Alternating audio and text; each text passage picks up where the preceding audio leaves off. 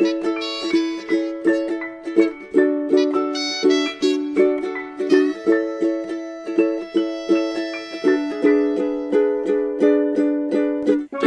murder party, let's see who's gonna die. The god of death is ready to see who has to say bye-bye. It could be a writer or a nurse, but why does the seer always die first? Discord murder party, get ready for a game of blood and death. I mean, a fun game with friends where nothing bad happens. Right, guys?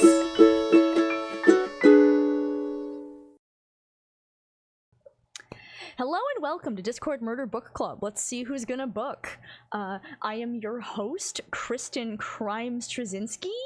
I was a murder god once, but not anymore. I'm not joined by Lo-Fi, which I need to fix. And I'm also not joined by Splitguardian. He's running a little late. So instead, first I'm gonna introduce my lovely, lovely, lovely wife, who is loyal to me and is here on time.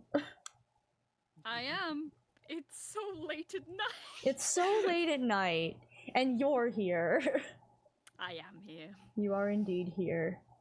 We are also joined by Nyssa. Hello. Yay! Thomas Gwendolin. It's Thomas Gwendolin. In the flesh. In the Cancer Arms flesh. Oh, man. How you two doing today? I am doing okay.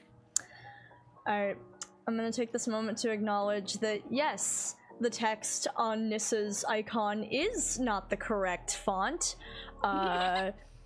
Nyssa, you're a little quiet, so, Oh no. I have you up at 200%, so... Actually, whilst we fix things, I have a funny mini story about DMP today. Mm-hmm. I was watching through season 4 again, and my mum comes in the room at one point and is like, "So, what are you listening to?" And I'm like, "Oh, just the podcast I used to do." And she's like, "Oh, it sounded like a film." The part she walked in on was when we were all talking about Val's Area. my favorite film. Yes, my favorite film, Valencia's Area. But yeah, the text on Nyssa's icon is wrong because I don't have the original Photoshop file, because I deleted the editable Photoshop file because, you know, why would I need to edit that? Ha ha ha, it's fine. And I can't remember what the font was for the icons, so... Oh, this is and I didn't have time to find the correct font, so it's like this now, and that's fine. Understandable. That is a-okay. It's like, maybe someday I'll start make these things editable again, but also just using the last icons that were used for the show is honestly very funny. Yeah.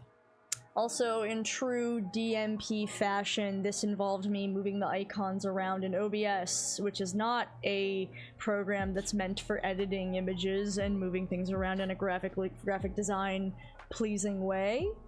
Wait, Yeah, it's really not. So, you know. Also, is Nyssa any better, folks? Yeah, I'm down a little bit. Am I any better? Waiting to hear. Yeah. Okay, Yay! Grace is Tommy's uncle. Fuck. Grace is Tommy's uncle. good. Yes. Never forget is Tommy Grace's uncle. Grace's uncle. Iconic. I can't wait to get to that. Yeah. God. Okay, so, Splitguardian will get here when he's here. In the meantime, though, we have lots to talk about, so we're just gonna get right into it. So, episode 7, is an experience, to put it mildly.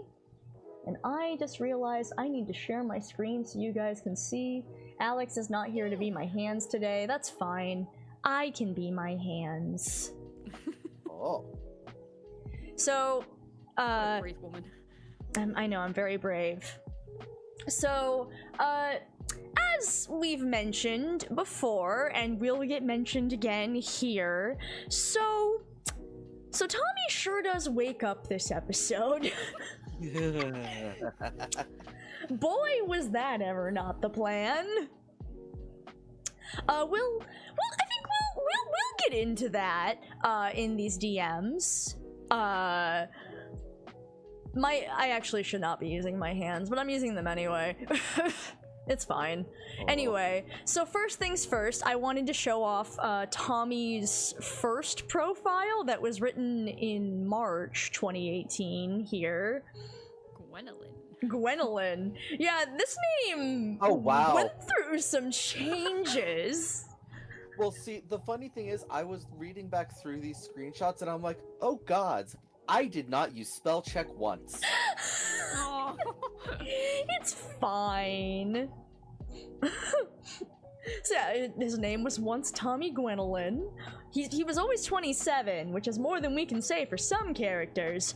As we can see, Dr. Santel, Angelina, who you listed as always his friend who was with him that he always forgot cared, and Jason Vile, the man who introduced him to a not religion, and convinced him to sell his soul on a time limit, not on his death. Yep. So this is all pretty much the same. Let's see here. Backstory. Would you like to read the backstory for us, Nyssa? Yes. You don't have to if you don't want to. Oh yeah, no. Tommy G was a nobody. He was going nowhere in life and couldn't do anything right to save his life. Old Tommy G.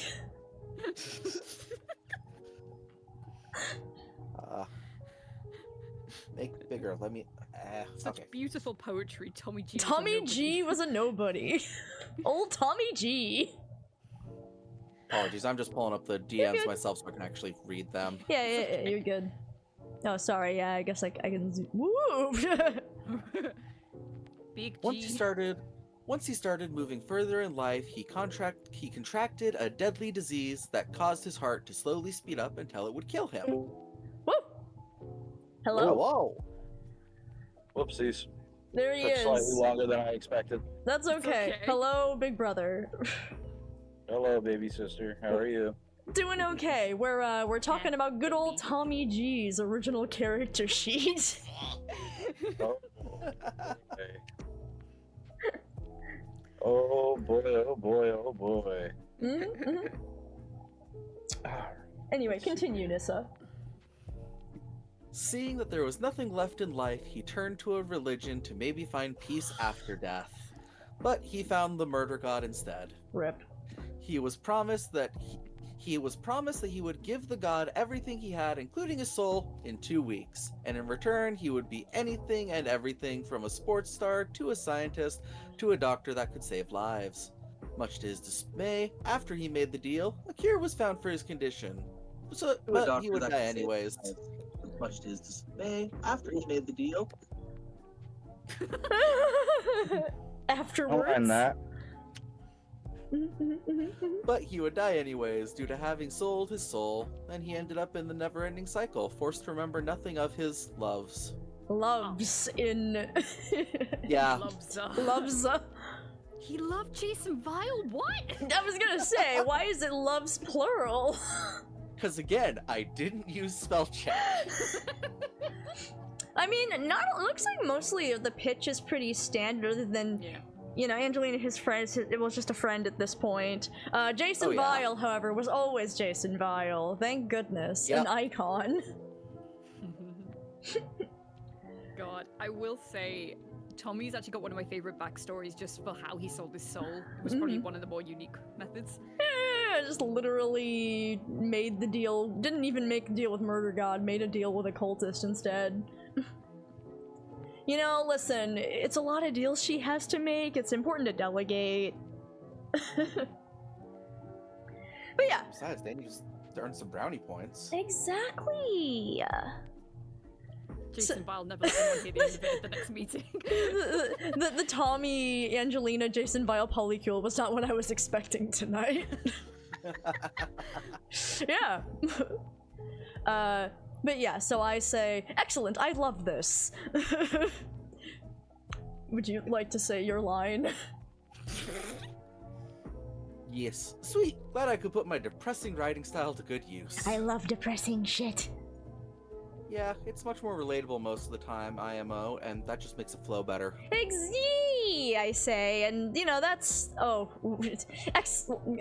do I have this in there twice? It doesn't matter. Anyway, so cut to June 2nd, and I am sent this. Gwendolin. Tommy Gwendolin still, age 20. Did I seriously intend Gwendolyn at first? What the fuck? Thank you for the sub.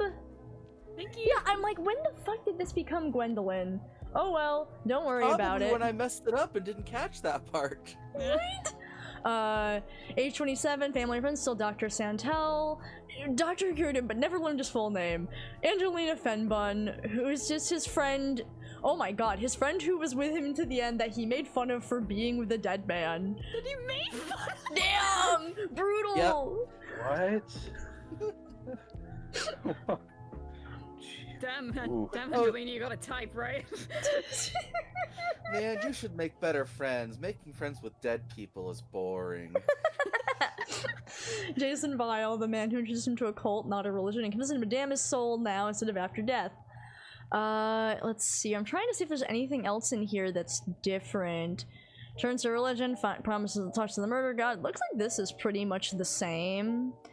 Visual description. Tommy always wore loose clothes, a hoodie and sweatpants, as due to his heart condition rate, he overheats easily. Other than that, he keeps his head shaven and kept a moderate tan to himself. Moderate tan? Yeah, that part didn't... Listen, he's not tanned. He's in the hospital all the time. Yeah. A moderate tan.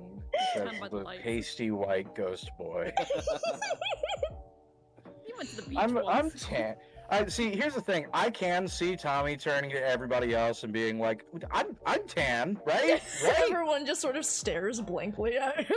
Yeah, bud. You're paler than me, Tommy, and I'm British. Oh. Damn. Brutal. I'm not sure a literal ghost would be more pale than you.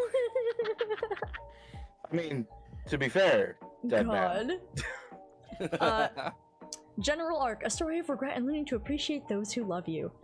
My thoughts for Tommy's life is one of regret and stubbornness. He always ignored those closest to him until it was too late. Reveal ideas. Doctors would be the most direct route to remembering. However, using his last name or the names from his backstory that are important could hit a nerve as well.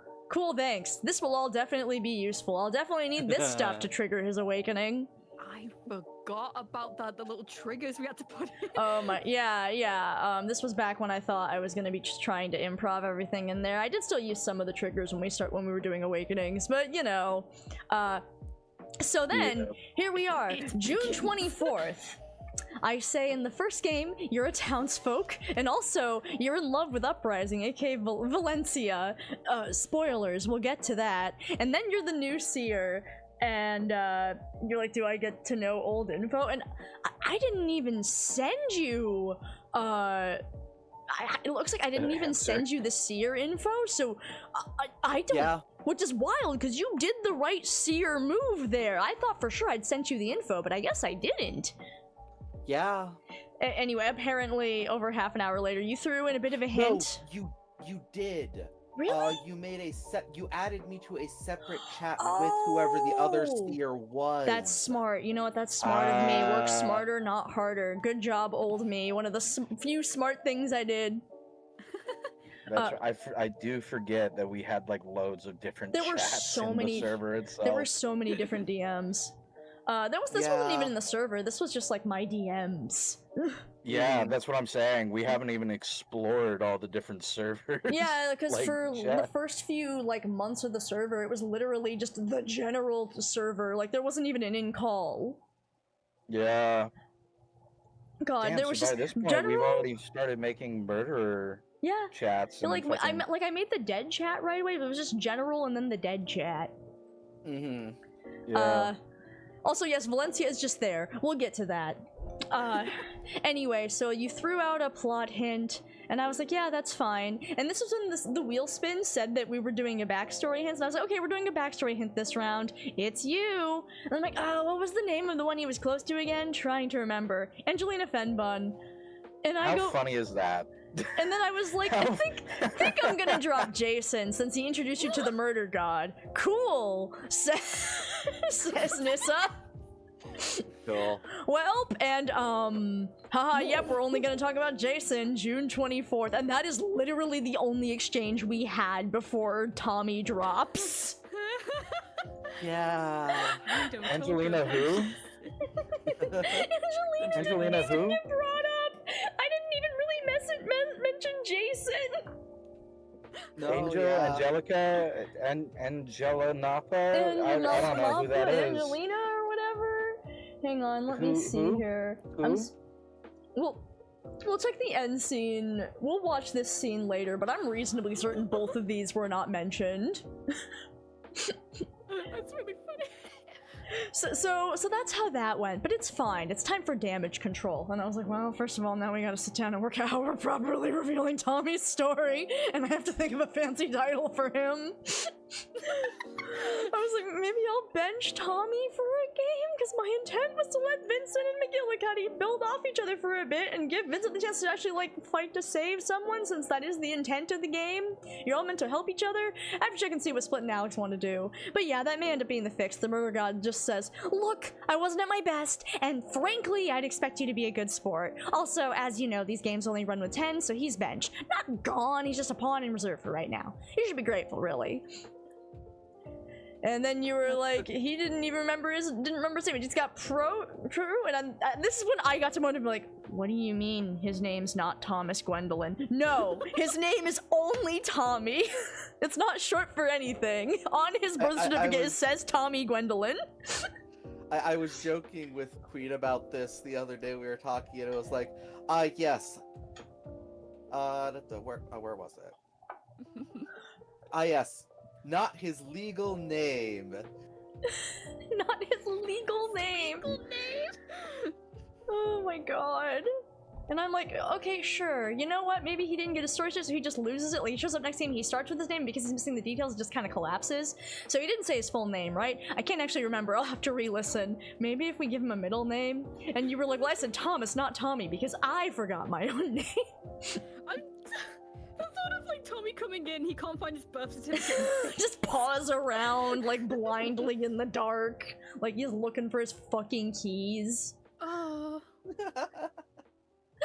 I like to think that Tommy went his whole life thinking he was actually Thomas, and that Tommy was just, like, a nickname his parents gave him. But apparently in his soul, he felt like he was a Tommy, and that's what the void works in. No, like, he goes his whole life thinking he's Thomas Gwendolin, and then one day he, like, goes to get his ID fucking renewed. It's like, yeah, no, for Thomas Gwendolin, it's like, that's not what it says on your birth certificate. What? I'm sorry, sir, your legal name is Tommy Gwendolin. Oh, fuck. And Oh, Tommy's shit. like, oh, I should fix that, but I haven't been feeling that well, so I'll have to do it once I get out of the hospital. Fuck.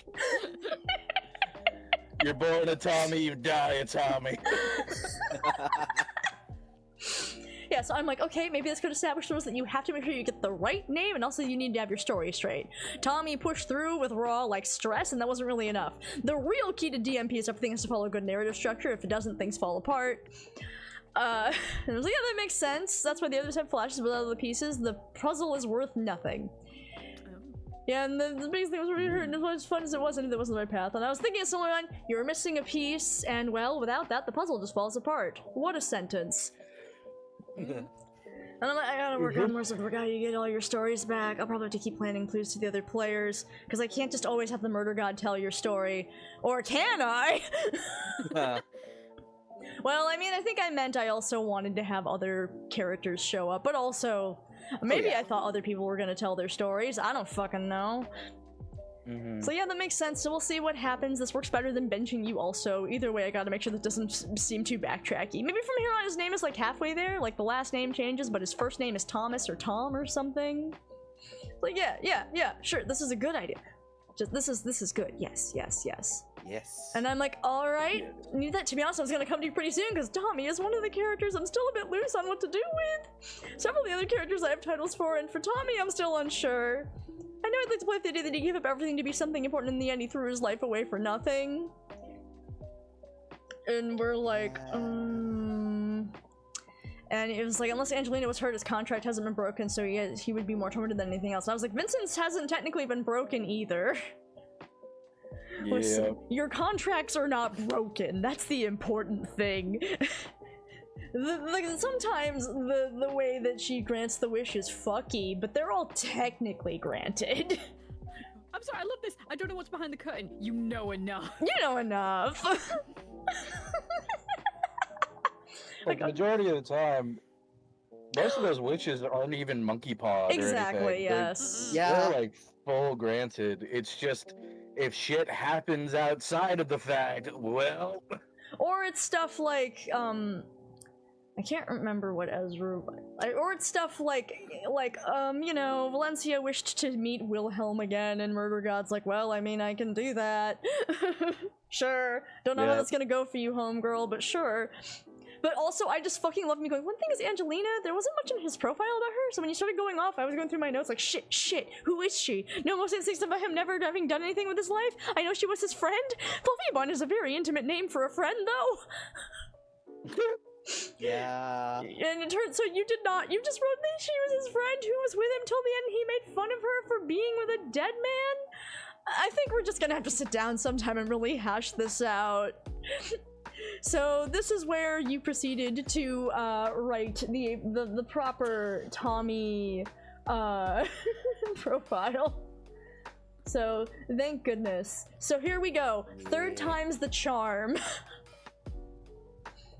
The names of those screenshots, by the way. Little by little, it's getting. Yeah, thank you. I'm very proud of these names. Original name. Damage control. Damage control. Tommy Gwendolin, age 27. Okay. So we got new stuff. Dr. Zintel was the only doctor to find the reason why Tommy was sick and cured him with nothing less than a miracle. Angelina Fenbud knew she loved him for most of his life but could never be with him as he didn't want to make her be with a dead man. Important detail. Jason Vile, the same. We never need to change old Jimmy Vile. He's perfect just the way he is. I fucking love Jason Vile so much. The willingness to just have the character be called Jason Vile. Incredible. He's so one-dimensional. I love him. He's so, and then of course he's so important. But we'll get more into that when he shows up. He's so important, but he's such nothing. It's so great. Okay. Really set him up for a good career. So like I said, so we covered all of this. He goes back to his new cycle. This is all normal. This is all the same. Basically, please, Angelina Fenbud and Dr. Santel are reflections. The new stuff. Okay, this is much longer. Oh my god. Yeah. Do you want to read this, or do you want to summarize it, Nyssa? Probably summarize it, because the big thing is I swung in the opposite direction. I originally thought of all this and typed out just that little itty bitty thing I sent to you, and then it was like, I don't have any of that in my notes. I'm like, oh, time to write a novel. I mean, compared to what I wrote for my characters, this is nothing. Oh, I believe that. I think mine was fucking 3 pages. Like, if that, actually, now that I'm thinking about it. Don't even get me started on how many pages the various Murder God things had. Oh my god. Anyway, okay, so Tommy was from a very young age, had some health problems. You know, there's a million different things. And you know, that means he's the outcast because, you know, can't be involved in games and things because, you know, he had hemophilia and shit like that. And then Angelina Fenbud joined, and everyone made fun of her because her name was cute. Children are mean. Children are mean. It's like you've got Bun in your name. Yeah. Oh, teehee. Sorry, this is a completely random aside. I tried to write dumbass earlier with Microsoft speech to text, and it wouldn't let me write dumbass, so I tried saying stupid but it censored but too. It wouldn't let me say stupid but. Oh, How dare it? I don't know was why. that what I was supposed to say? Yes. God damn it. Anyway, sorry. I see. I was thinking about this. Anyway, so Angelina's not popular because, you know, she's kind of, and also she's friends with Tommy, which makes her even more of a loser, so they're all making fun of, you know, the kids are being mean to the weirdos. So the kids started calling her Angelina Fluffy Bun, but that's an adorable nickname. Like, kids, this is a horrible insult. That is not an insult at all. That is such a cute fucking nickname. It's a bad word, Crimes. We can't say butt censored anymore. Yeah, we have to censor it from now on, like we're on twitter.com. But yeah, so Tommy's like, that's an adorable name. And, you know, so he just calls her Fluffy Bun, and he's like, okay. He's slowly stopped using it because it's positive. They're together. Oh my gosh, wow. Oh my god. And Angelina got into a car accident. I completely forgot this, that Angelina was in a bad car accident. It was in the hospital for months recovering. What? Wow. So Tommy would go keep her caught up on schoolwork and spend time with her in the hospital, even though Tommy was immunocompromised. So Angelina and Tommy, they stay good friends throughout grade school, but Tommy would always know they were a couple because it would seem every month the doctors found something else to diagnose him with. Oh, he had low-end cancer. You know, that well-known low-end cancer. Multiple sclerosis, lupus at 25, big fucking mood. Lupus. Lupus. Jesus. Well, Dr. House wasn't able to diagnose this one because it was maybe lupus. That's what threw him off. So basically Angelina tries to stay with him and Tommy begs her to go live life and she is not interested. She's like, I'm gonna be with you. And Tommy's like, I'm literally dying. Why would you be in love with me?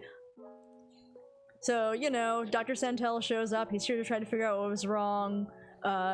God, what a mood. Tommy, whoever was done with everything, he had seen more doctors than birthdays, been diagnosed with more diseases than a rat in the 1800s, and was causing his only friend, Angelina, more pain than he would ever want to cause. Wow, geez, okay, no need to come from my life. Dr. Santel is like, hey, you have a major birth defect in your heart. So, hey, it's incurable, and it's a miracle Tommy survived for as long as he had, and apparently it was like, well, you only have 2 weeks to live, but Dr. Santel he would do everything he could to find a cure, and Tommy, of course, is like, I guess I'm gonna die, fuck it. So yeah. Tommy's like, I just want peace. Okay, so he's like, I want Angelina to have a happy life. So Jason Vile shows up, and Jason Vile's like, hey, there's a savior or a god or something who can take your pain and make you into whatever you want. And Tommy's skeptical, but he has nothing left to lose, so he went with Vile. And then he worked with him the next week and a half to clear his soul, which I don't even know what that involves. If you were to ask Murder God, like, hey, what did your cult do to clear souls? And Murder God would go like, what? I don't do that. What the fuck are you talking about? So I have no idea. That's not in my doctrine. I have never once asked for that. Who knows what Jason Vile like had him do? They just got high together or something. I've gotta ask, like, who is this guy? like he just shows up. We don't have any information on him at all. Well, apparently he was an obnoxious kid in the Black Stars Sunday school when Junior was a teenager. So he listen, he's canonically in there, and maybe he's also kind of related to Rose Modelin or something.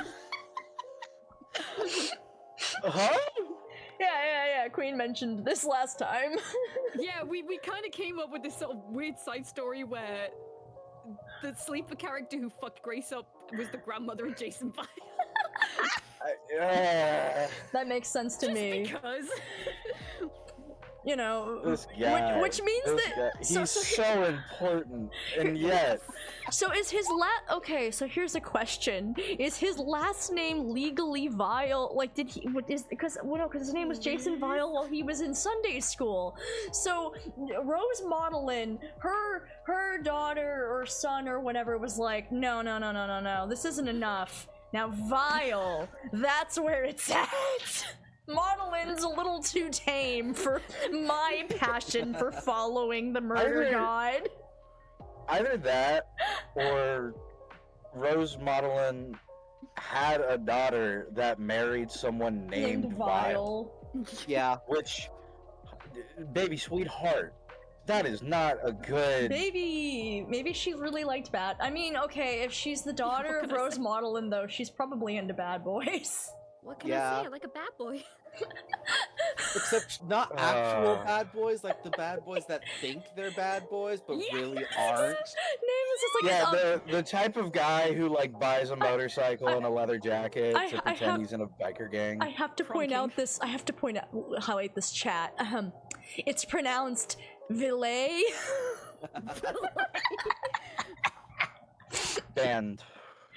No, you're perfect unbanned. It's my stream. You're actually perfect. I'm gonna pin this message even. Unpin after 20 minutes! Okay, I'm only gonna keep it up there for 1 minute. It's pronounced Valet. There we go. Jesus.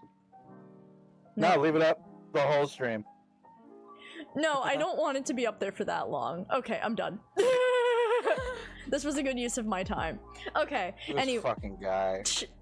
Anyway, so Villet promised Tommy he could be whatever he wanted after death, and he would want for nothing, and he was gonna be happy, and Tommy offers his soul to this god, because, you know, he's gonna die soon. And everything was set, and things were going well for him. Were they? You know, if you're like, life sucks, I don't really believe in religion, but fuck it. That's true. Okay. Wasn't he like still in a hospital bed? He sure was. Listen, if you believe you're about to have an end to your suffering, though, that's understandable. Okay, so things are going well. Then Angelina comes with the news that he wasn't expecting. Dr. Centel came up with the perfect miracle cure. And not remembering his deal from the night before, Tommy rushed to the doctor and found the results were promising. And over the next few days, Tommy, with Angelina supporting him, he went through the tests and the procedures non-stop. On the 13th day, 1 day before his heart was going to kill him, Dr. Centel did it, and Tommy had a new lease on life. Angelina had run home to grab something for Tommy and was planning on being there for him to be the first one he saw when he woke up. But unfortunately, Dr. Centel wasn't there, and fucking Jason Vile showed up and cut all the cords. This moment was when Tommy realized this wasn't some game and the contract he signed wasn't just for show. He pleaded with Vile to let him get out of the contract, let whatever god he had signed to have his soul when he died. Not today, but it was too late. Anyway, so Vile literally came to collect on the Saturn track on the thing, so Jason literally killed him. Yeah, basically, Jason Vile is, I think, the best follower you had. He got someone to fucking sell his soul without you even needing to show up. And then just went, alright, I'm sending you straight there, motherfucker. I mean, I admire the drama. So there is that. But, like, also, people don't really have to die to be in my games. Like, they don't have to die. It's better to make a deal. No, you don't get it. You don't get it. I'm expediting the process. See, like, you're having to wait, like, their whole lives just to get them back. And yeah, it's fun to have the happy ending and all that bullshit, but come on. We know what the real game is here. Murder God making I'm doing a good job. Murder God making like this cringe face. She's just like, yeah, thanks, Jason. That's definitely what I wanted. Exactly. That's what it says right there in the doctrine. That's what Daniel said. There's no fucking way that's what Daniel said. Daniel would never. Would he? No. That's the question, really. No. Daniel was for sure legit on top of what Murder God actually wanted. He was clearly very good at what he did.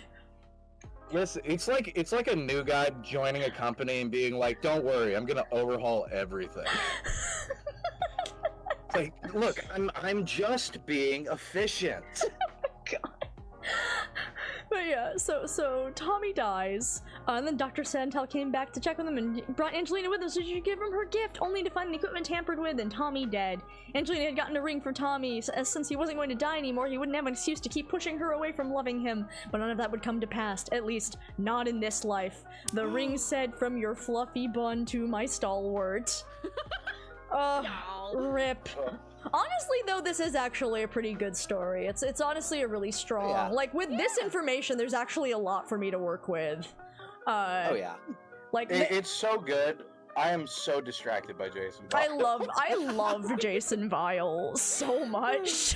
True king. I kind of want to make like a whole side story purely about Jason Vile being a goofy psychopath.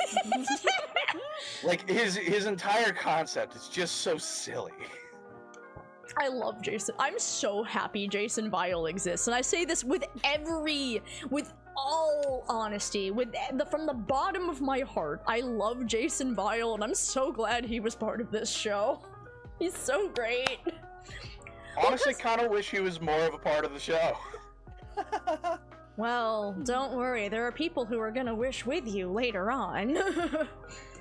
But let's see here. Possible titles. The Lover, due to the fact that he made his contract to protect his friend, however, seems too generic. The Failure, due to him trying too hard, too fast to break free and not being enough. The Diseased, referencing his life monster who is The Pestilence. Jesus Oh my Christ. God. Jesus Christ. The Fighter, due to him fighting through to push through the veil to grab a hold, but not enough to keep it in his grasp. Also referencing his fight with sickness all through his life. The Failure, The because he tried Failure to wake too. Jesus. Two The failures. failures in there twice. You were really on that one, huh? Stupid. The Stupid. The bitch. Like, you might as well just fucking call him the bitch. Like, The Forgotten in his eyes. He would feel he might have forgotten by those closest to him. More minor idea. God damn. This is about as mean as my initial pitch for Murder God. The failure twice. Two. Yeah, you know, now that I see this, Imagine, I should have named him the Failure 2. like, honestly, I'm just imagining we're going through Discord Murder Party. You got the hero, the fly, the detective, the failure 2, electric boogaloo, the dreamer. Like, Oh my God God. damn, dog. So iconic. Ideas to mess with Tommy / help the plot. Of course, all this could be when he thought he remembered wasn't really was more of a simpler version of the story from before. After what happened in Session 7, so there could be this thought that his soul could be broken from trying to wake up early, and that could be concerned to help keep others from waking up too early without everything. The Broken could be used in this, but that's just an idea, nothing super serious. See below for more on that idea. If Tommy is pushing to wake up early did in fact cause issues for his soul because he didn't have the help he needed, it could be very possible that he wouldn't want to wake up in the future with the memories because that would cause him more pain, the itch in the back of his mind, and could cause problems for Vincent 100% he needs if he causes Tommy pain. What was one of the Murder Gods games and what was real life? Or if real life, if he broke himself he might not know what reality was and what a game is. Fun stuff. Yeah. Honestly though, like this really is actually a really great pitch actually.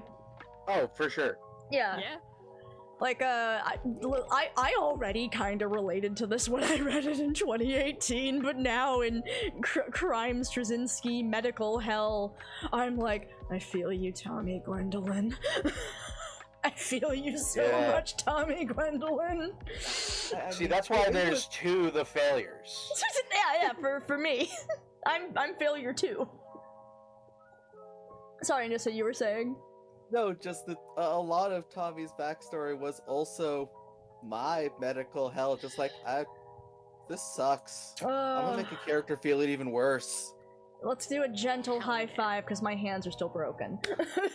Yeah. Yay! Yay. So yeah, this actually did give me a lot to work with, but I didn't have any of this when you suddenly had Tommy Gwendolin slide headfirst into that lava. Yeah.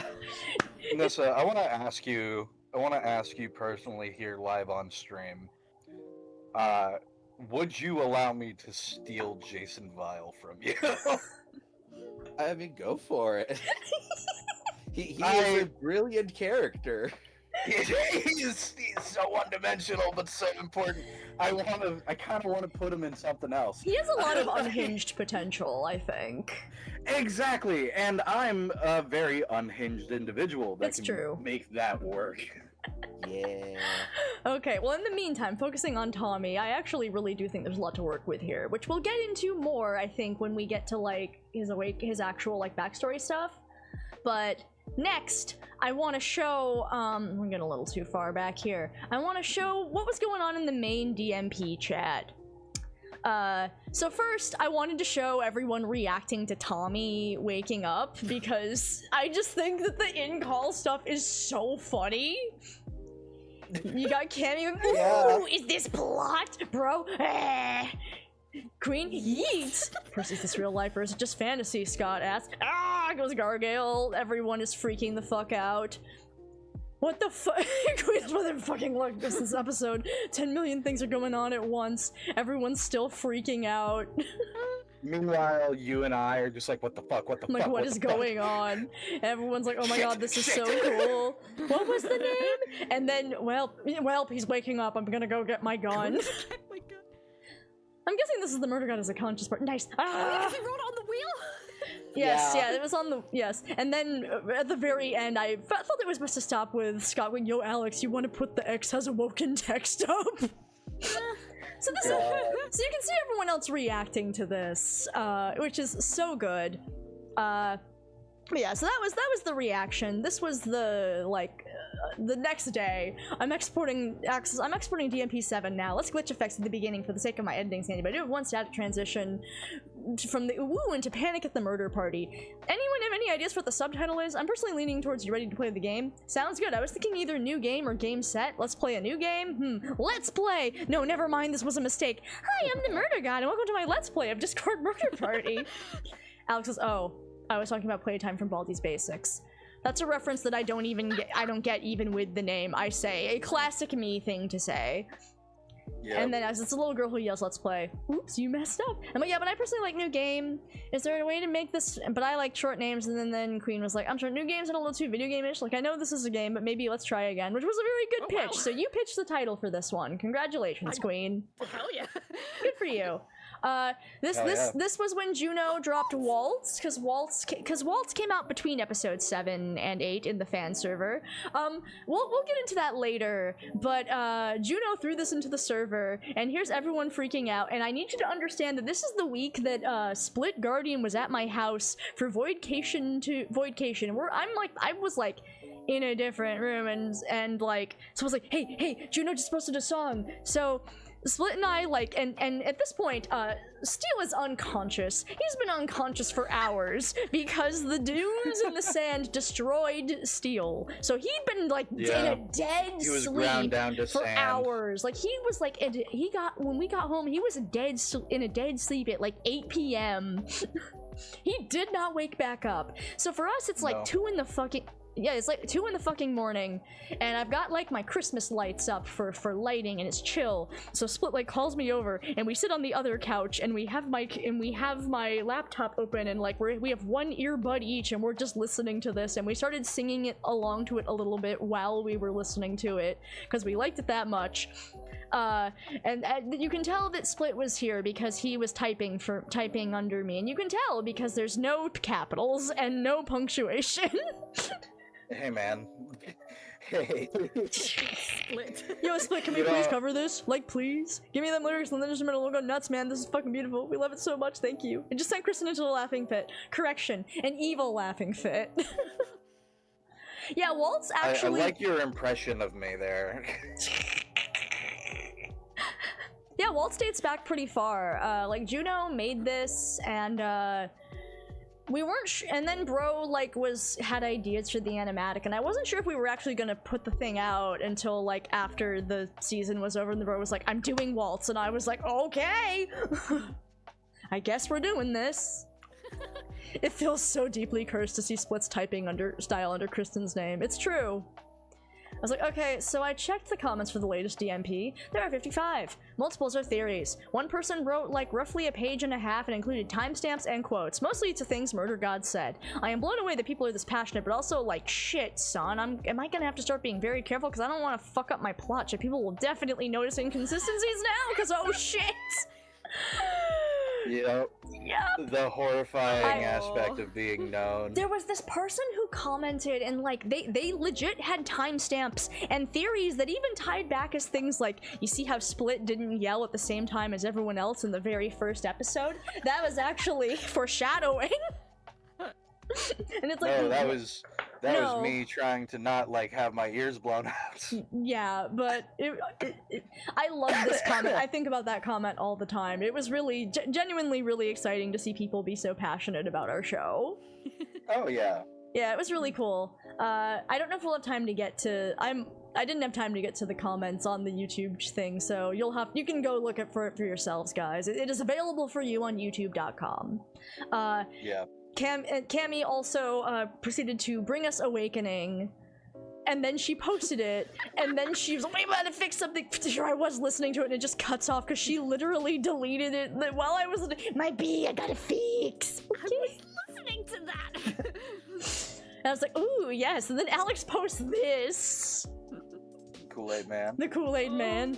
And I'm like, note to self, DMP scenario where the Kool-Aid Man is the murderer? The red is blood? Maybe too obvious? Scenario 3, oh yeah. The rules are, oh yeah. Oh yeah. Iconic. Oh yeah. Also, there's the scrolling wall of text. Alex is scrolling, so you're doing everything goes wrong game. There's no spoilers, just I'm gonna talk about death and a quote from, it wasn't a quote from The Hollow Man, it's a quote from The Wasteland by T.S. Eliot. We'll get more into this later. And I was like, fuck yeah, that sounds really cool. Yep, it's Wasteland, not The Hollow Man. And I was like, how did you know I was gonna use the line, I will show you fear in a handful of dust line? I love that line. And then, you know, for 17 minutes, like, would anyone be mad if I changed the second scenario to a Scream parody instead of Cabin in the Woods? I suddenly feel inspired. Y'all are still trashy college kids, just now you're at a house party and you're very aware of horror tropes. Nice. Also this. What the fuck? I don't know, Juno made this. Do you take constructive criticism? Alex asks. Juno says, yes. This took many years off my lifespan. It's a very Juno post. And then of course, Queen trying to find timestamps for the log. I love Vince trying to break free and we keep screaming, thank you for the bits! Ooh. I'm like, yeah, we need to work out a way to not have the bits interfere with the mood of scenes, which I feel bad for saying, because like, oh no, people are giving us money. Maybe just ignore the bits unless they're enough to spin the wheel? And I was just like, I generally ignore the 1-bit donations. It's like, and you made it work well with the stoner reference seeing triangles in the sky, but if there's a certain sad to scary mood playing out, we should keep the thanks to the chat. Yeah, because I kept trying to find timestamps and all I could hear is thanks for the Yeah. Oh yeah, Kikyo. God, so Kikyo had drawn a picture of Murder God with the red thread, and Kikyo was like, what does the red thread mean? I was like, I mean, it represents a lot of things. Fate is the obvious one, but I mostly went with it because I wanted a strong visual of your characters being tangled up, trapped, someone's pulling your strings, etc. For me, the red string is more about control of the game and the Murder God herself than fate. Except it is about fate later. Note that at this point, Murder God was not supposed to be ascending to take control of all fate. Also, I love strong lines in a composition. Mostly that one, if I'm honest. Kristen, what does this represent? Well, it looked cool, and I wanted a visual representation of making people miserable? Yep. Deep art thoughts. Kristen, what does the spread represent? It represents bread. My entire existence at art school. God. And that's all the stuff we had from the main DMP chat. If I could contribute one tiny thing. Go for it. I remember, we'll probably touch upon it like next time, but I remember Kristen DMing me being just like, hey, so we're probably gonna like work on Awakening Grace next episode. And I'm like, yeah, that's fine. And then as soon as this episode happened, I just meant to say, so I guess that's not happening now. Yes. And I went, yeah. We'll get to that. So on that note, I think it's time to start actually talking about what happens in this episode, because a lot happens in this episode. I took 12 pages of notes. Oh god. So, first of all, this is the first instance of me saying that, you know, we're the #1 trending TV show on doesthedogdie.com, but that absolutely gets rushed past because people started giving us an absolutely insane amount of bits. Like $100 single donations, which of course I am flustered by and I'm desperately trying to do my intro. We made over $300 in less than 8 minutes.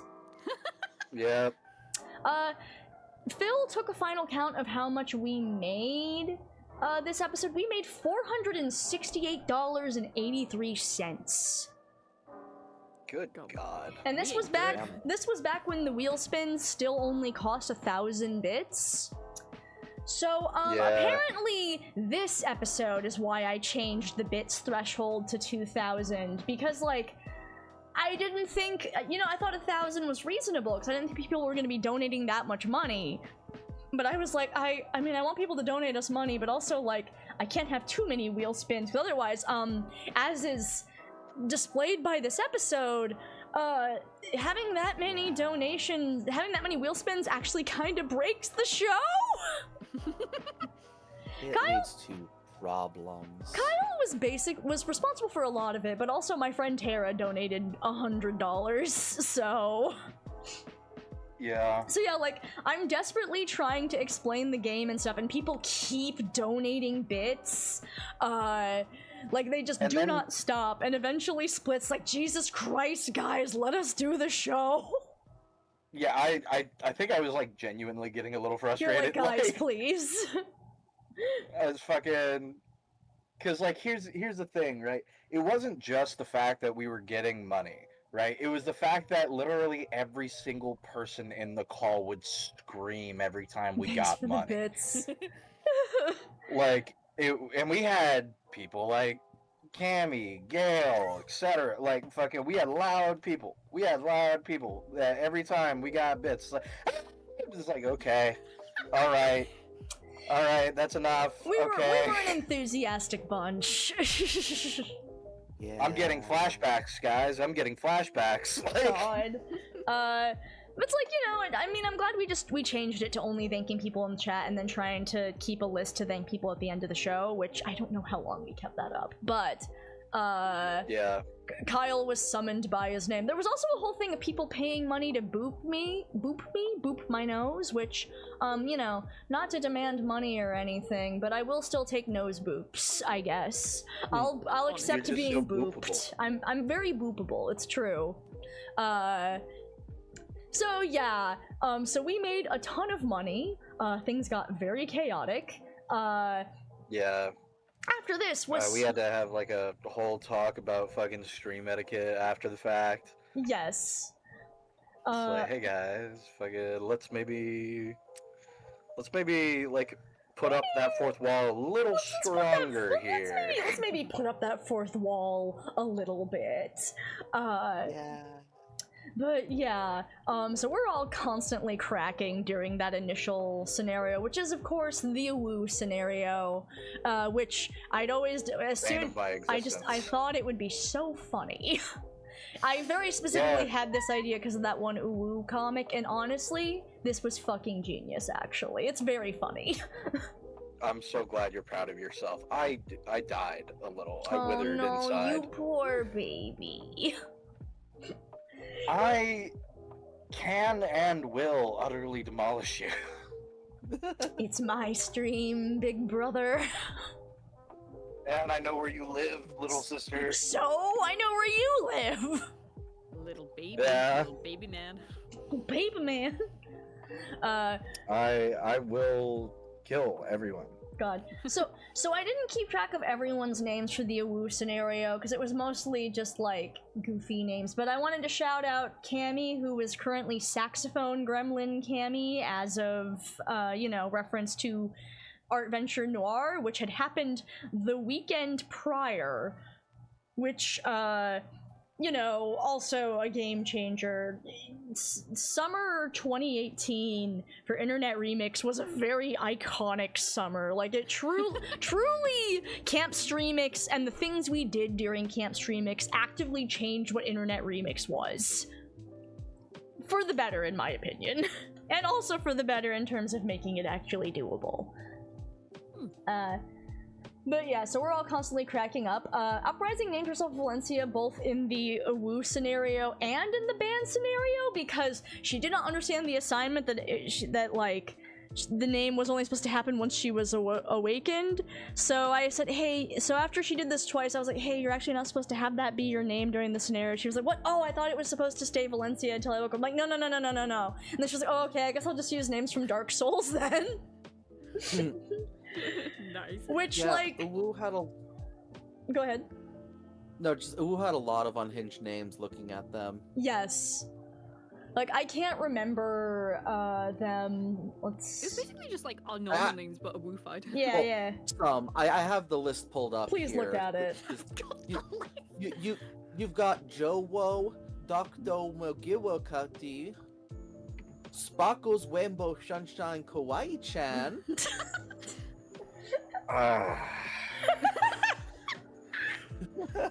But here's the thing, though. Everyone's like this, but this does mean the payoff of Vincent saying it's because I call him Sparkle Kitty's Rainbowtron, and then Vincent just flatly saying it's actually pronounced Vincent after everyone going awoo for several minutes is so fucking iconic. It is so funny. And Murder God tries to keep up her awooing and tries to insist his name is an awoo name. And he keeps denying it, and he keeps trying to break them, and she's like, please play along, and Vincent's like, immediately says, I'm the murderer, actually, and Doc breaks character, she stops doing the for a second to hiss, Vinny, you're not supposed to do that! Vincent makes I don't care. Yeah, Vincent makes it very clear this particular scenario is insulting, and Murder God eventually drops the awoo voices to tell him to play along. Everyone starts asking what's going on, and everyone freaks out, starts breaking down. Doc yells out, no, not like this, not this early on, and Murder God snaps her fingers. Did we cut the stream for this? I can't remember. I think we did. We did, I believe. I was gonna ask, did we cut it or did it just cut out by itself? We cut it. God, I hyper-focused on that part for so long because I was like, wait, not like this, not so soon. That means Doctor must know more. And I was like, as Grace, very hyper-focused on that until Doc just told her, no, I don't give a fuck. Yeah. I mean, you know, when he says, no, not like this, not this early on, definitely feels like it implies that he knows more, which... I think it could be more interpreted. One, it was so early on. We didn't have any like rules of what was going on. I mean, Alex was for sure just like spitballing at that point. 100%. But in terms of the actual story, I think it can be construed as like Doc thinking, "Oh shit, if things fuck up now, hell, she might look at me for it." Or like some shit like that, you know, like if stuff starts to break apart, it's going to be painful and terrible and awful. I'd rather take this moment of like solemn peace for just 2 fucking minutes more than have shit all fall apart and then inevitably get fucked over for it. You will take a wooze over torture. Take a wooze over torture. Honestly, yeah. Honestly, valid as hell. I mean, I wouldn't. It's just as torturous. I'd rather they start taking my fingers. But hey. I actually don't mind the awoos that much. I think they're fun. You would. I would. Now, don't get me wrong. I would hate to do a whole scenario about that, doing that voice. Ha ha ha. Foreshadowing. Yeah. Oh dear. But yeah. So, see, I kind of took it when he said, no, not like this, not this early on. This is yet another instance where I heard him, and I'm like, yeah, so obviously it makes perfect sense that Doc has seen people wake up before. And Alex is like, he's what? Not realizing that that's what I'm picking up from what he said.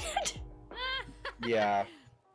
It's fine. But yeah, so this all happens, we cut the stream, and we get back to the band scenario, which is called Panic at the Murder Party, because that's right, we're referencing tables even now. We were not referencing tables at that point. Tables was not, I had not added there's a reason these tables are numbered, honey, to my my playlist yet. Yeah. So our pitch here is that this is a 10-man insane mashup band, including things like rock, Peruvian death metal, electro swing, and a bunch of other stuff. The band is called Mystic Spiral, but we're thinking of changing the name, which is a reference to the TV show Daria, a reference that I don't think anyone got, except for Tara. Tara got it, and that's fine. It was funny to me, and that's all that matters. In Daria, one of the main characters, her older brother Trent, is in a band, and it's called Mystic Spiral, and he's very much like a stoner guy who's just like barely like paying attention to shit, and so constantly whenever he says, yeah man, we're called Mystic Spiral, but we're thinking of changing the name, and he's just, this happens for like years on end. He's like, Mystic Spiral, but we're thinking of changing the name, and that never changes. Yeah. God. Don't forget my favorite instrument that was introduced into this band, which is the string, the one string that Phil's character made. Yes, I you know, I didn't write that down. Thank you for reminding me. He made it himself. He made it himself.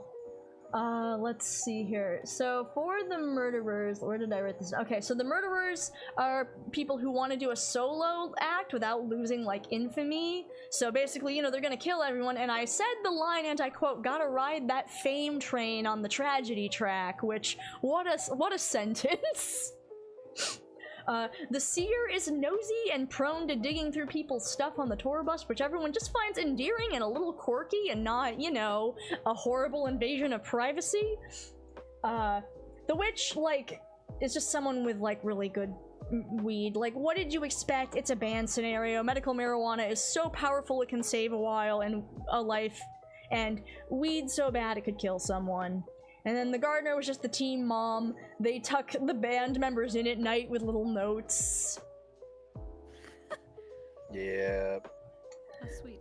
God, which very fun. Okay, as I go through various people's names. Okay, so Gail was Cecil Underwood, a child, here to have fun, has a little, their instrument case with their aux cord in it, has a little bell on it, so you'd hear it when it was moved. This is very important. Dr. McGillicuddy was there. He's a natural synth player, and also his kid at home doesn't respect him. Yeah.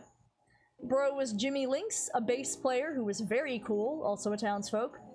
Also, I failed to mention earlier when I said that Gail was Cecil Underwood, here to have fun. Murderer. Nyssa. Where did I write? I wrote down. Here it is. Jovenel D. Rocker.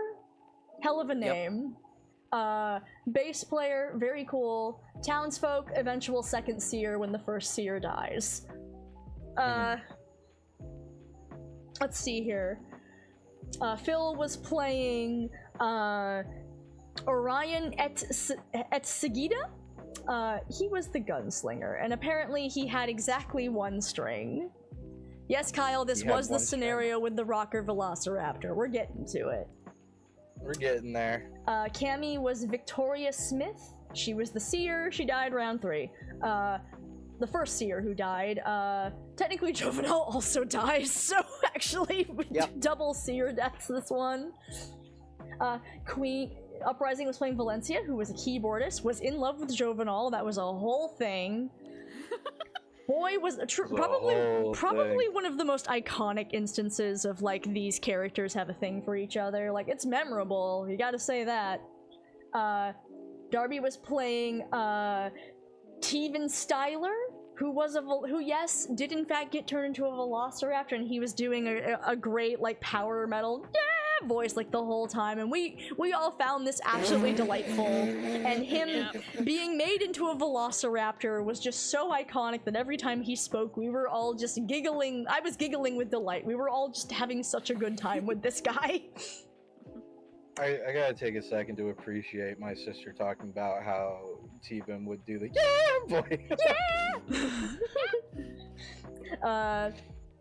Let's see here. Queen was playing Roller Reagan, a rollerblading rock star, also a townsfolk. And Vincent was very annoyed, actively refusing to participate, tells Murder God to shut up, finally dryly goes, "Fine, I guess I picked up guitar at some point." Townsfolk, but also the person who could sacrifice themselves to save someone else, which, spoilers, is not going to work out. Yep. But yeah, the band name changes into Cassie's Creepers after the first night phase, which is not Cassie's Killers. I'd say I don't know when it becomes Cassie's Killers, but we'll get to that. Kyle paid for the first backstory hint and also made Darby a velociraptor. And apparently, basically, when the Velociraptor wheelspin came and I had to pick someone, I went, "Teven Styler, you were already hilarious." Snaps fingers, raptored, and Darby goes, "Now I'm a clever girl!" And it was so good. So yeah, Valencia and Jovenel were famously made into lovers, and it very quickly became very obvious. Don't apologize, Kyle. Don't apologize. Cammy was saved via the good Kush, so the witch really did their job there. Vincent continues to be despondent. He's refusing to play. Murder God keeps lightly chiding him to play along while maintaining a cheerful face. Vincent started asking, "How do we all know each other?" Sure, since we've known each other forever, like, we all gotta know each other, right? And Doc tries to get him to stop doing, he's like, Vinny, stop pushing. No, I wanna know. It's like, when did we all meet? Yes, I mean, and shit, everyone's we've like, known I mean, each other we've for been, years. everyone's like, yeah, we've been in a band together. And Murder God's like, please stop, and Doc's like, Vinny, please stop. So Phil's character once again flirted with Murder God, who mutters, I did not think you'd still be like this after... never mind. Death here means just being thrown off the tour bus. It's fine, just tuck and roll. Well, the bus will not stop moving. So Phil got voted out and he shot Vincent. Jesus Christ, why do people keep doing this? Why were people so determined to remove you? I do not understand. Everyone wants me dead. Like, I don't understand. This was not the case before you woke up, but like, once you needed it was necessary for the plot, everyone was like, I'm voting for Split. I kill Vincent. And I'm like, well, why? I can only Because... I mean, in Phil's case, he's the sort of person who would just do it to fuck with us. Yeah. So... And also, in Phil's case, like, he was playing a character that was in love with you and actively watching me tell you to go fuck yourself over and over again. Oh, that is true. I don't know if that was why he did it, though. I'd be willing to bet on it. We'll see. God, so Murder God, so Vincent gets shot. I decide he gets shot in the knee, and Murder God tries to shove him off the bus to get medical treatment for his knee, which Vincent pushes and questions, and so does everyone else. From that point, that's when the plot stuff starts happening, and since we have enough time, we're actually gonna watch this scene as a family. Oh, whoa. Oh. I know. Wow. Very. Oh, wow. Wow. Movie time. I know. It's movie time. Alright, I paused for lo-fi. I sure have. Alright, let's do this. Let's watch this as a family. Oh wait, I can't full screen this, because if I do that, then it full screens the whole thing. You guys are just gonna have to deal with the fact that, these are my recommendeds. Don't judge me. How I caught my cheating husband. Oh, this is this lady who was in a white Christian nationalist cult, and and then it turned out her husband was cheating, and then she realized, you know what, I don't think it's right to hate gay people. And now she's married to a good guy, and she's an atheist, and she spends her time talking about deconstructing and also the reasons why she was in white Christian nationalism. For instance, why she voted for Donald Trump initially, and how awful she feels that that's why she did that, you know, that's what she did in 2016. So it's actually Life Take Two is actually a really interesting YouTube channel, but I acknowledge if you just see how I caught my cheating husband, it's like, Kristen, what the fuck do you watch? Now that's a really lovely story, and I'm very happy for her. Man eats in peace live. Yeah, what the fuck? I don't know what the fuck that is. Hang on. Man eats in peace. Not Oh, my favorite interested. channel. I don't want to tell you why. Anyway, we're gonna watch this now. Pull an ambulance? As you go, he pulls a gun You guys can hear it, right? Yep. Yes. Okay. from his belt. And God. he Oh, shoots fucking Vinny. He shoots you in the knee. And you start to get dragged out of the bus. Well, I guess you're both going out now. You better tuck and roll. Fuck! Anyway, off you go. Both of you are going off. It's fine. Look, it's fine. We'll slow it down a little bit. You can both roll. It'll be okay. You can Both? Fuck no, I was only shot in the knee. No. You have to go now, Vinny. No, Come on. I'm not going anywhere. No, Yes. fuck you. That's not how life works. No, that's how it works. Shot. You're going hospital. to say that I'm kicked out of the band because I got shot in the knee? What about everybody else? They're part of the band, aren't You they? know what? I'm afraid you have to We go to just the hospital. voted Orion out. Why are we voting me out now? Well, you see, he Voting shot everyone you, so now he has to. Shot me in the knee. He has to go to the police, and you have to go to the hospital. Come on, Wait. Vinny, let's go. So, Is this- by getting me to the hospital, you're shoving me out of a moving vehicle. You'll be fine. No, You can't say no. Vinny, I can. And I am. What? I've known 100 men like you who think they can change the world. You can't do it alone. Go to the hospital. Get treated. You'll get better in time. Why do you go along with this? Because I'm part of the band. What the hell? What is going on? I've seen you twice now. I would think you've seen me way more often than that if we're in the same band together, Vinny. What are you getting at? I need a glass of water. Oh my goodness, look at the time, everyone. We should probably get going and leave. Yeah, you're right. Haha, we should probably get going. You know what? I'm gonna need a minute. Come on, Vinny, let's have a talk. Everyone else goes quiet and time has now stopped. Hey, buddy. You wanna have a talk? Just you and me? No. Oh, okay. No, I don't. I'd never. Why would I ever want to have a fucking talk with you? Well, you see, the problem is you're talking a lot right now, and I don't know if you've noticed, but that tends to fuck with things a little bit. Oh, I don't care. Well... Oh, I'm sorry. You don't have your little stupid game? You fucking maniac. You don't have a choice. You have to play. Well, according to literally everything else, I apparently still have free will, so fuck you. No. Oh, I'm sorry. Do you just want to make everyone lose their minds again? Is that not a problem for you? Do you know how... Do you want to know... I came back because I did. Do you really think they're as strong as you? I don't care if they are. Oh, that's unfortunate. I'm gonna alright. do what I fucking can. That's not very heroic of you. You'll kill them to save them? They're already dying. We've already died. You can't do that. You can't just speak out like this. You can't break the rules like this, because if you do, this thing cannot function. So I'm going to need you to play along, Vinny. Why do I care if it continues to function?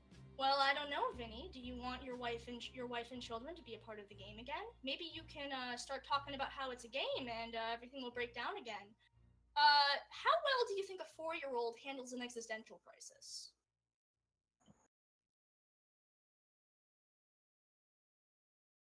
I'm just curious.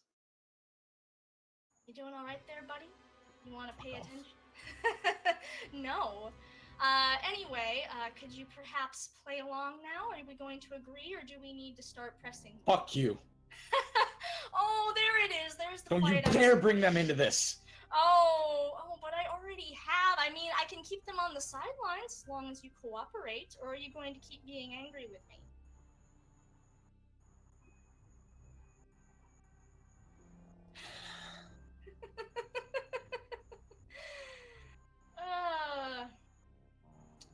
You know what?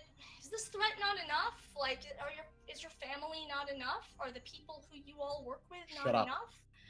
Oh, well, here's the thing, Vinny. Like, I could just break their minds again. You could keep pushing things and ruining them. You know, that isn't the worst thing that could happen. God damn it!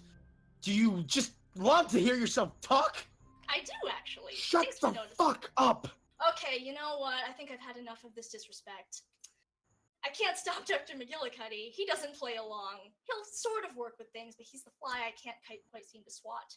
But you're my toy. And you can fight back, but you're very easy to snap. God damn it! Oh boy, does that hurt? It's just a broken wrist, Vinny. I don't know what you're so upset about. Fuck you. Humans have such weak pain tolerance. Become a god, then we'll talk. Does that hurt? It could be a lot worse. Tell me, Vinny, do you remember being flayed alive back in Inertia Pines? Do you remember that? Or maybe this could be a reference to your own death. What was it you said? I wasn't about to burn. Whew, that's pretty metal. I could just burn you over and over again, on and off like a lighter. No, that might be a little too intense. I mean, this isn't Game of Thrones, and I can't actually torture you for the whole stream. I mean, I could. I'm very creative, and I would enjoy that. But that might get old. Do you feel like playing along now, Vinny? Do you understand what I'm getting at, or do we have to keep going?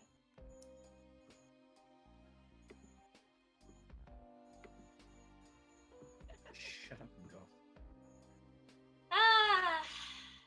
I can't. We're both stuck here together. Maybe you could bring it back a little bit. Maybe you could focus. Come on, Vinny, where's your fight now? Weren't you telling me you were gonna save them? Yeah, I was. Do you still think you can?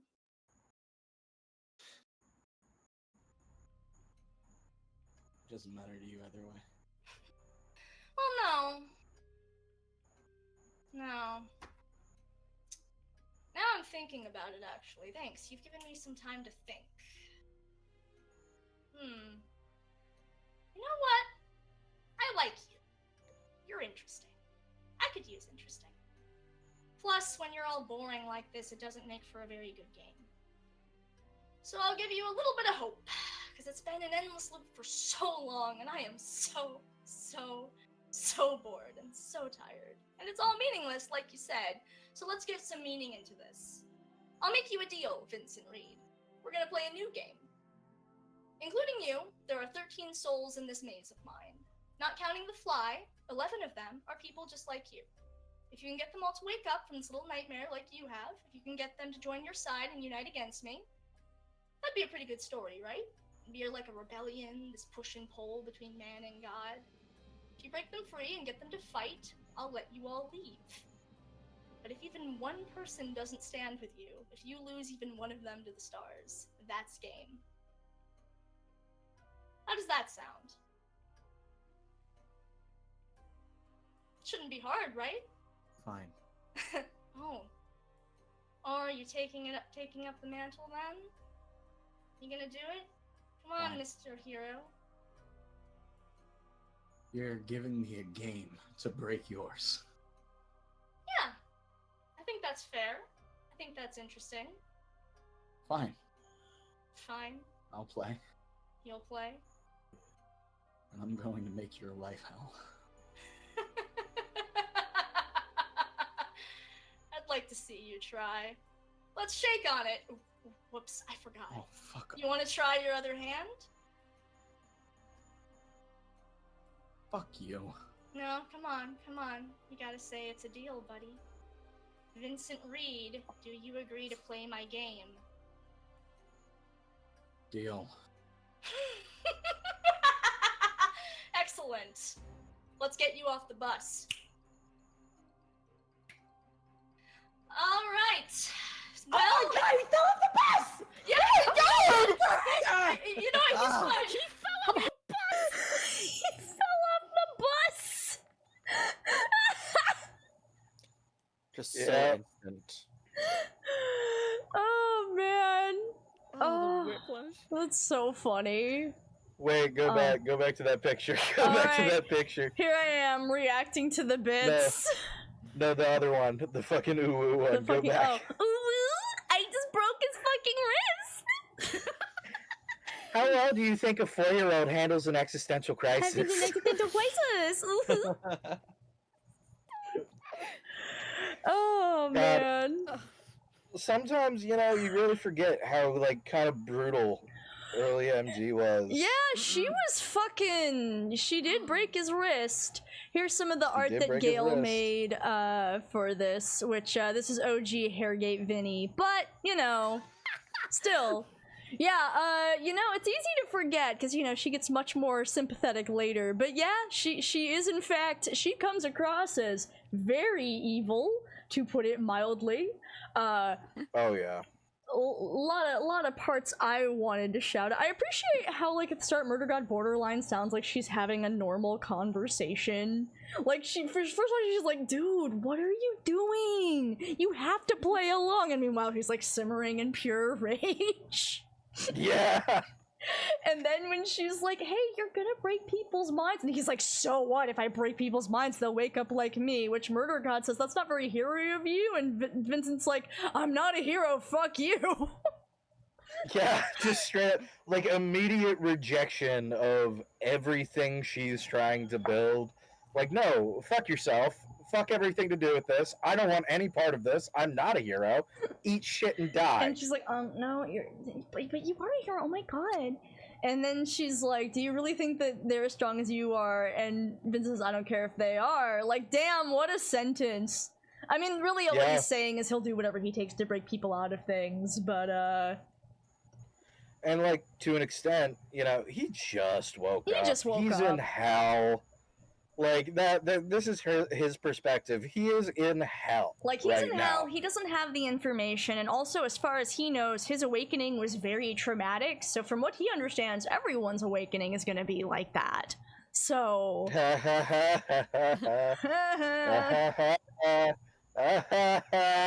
Looks at Nyssa.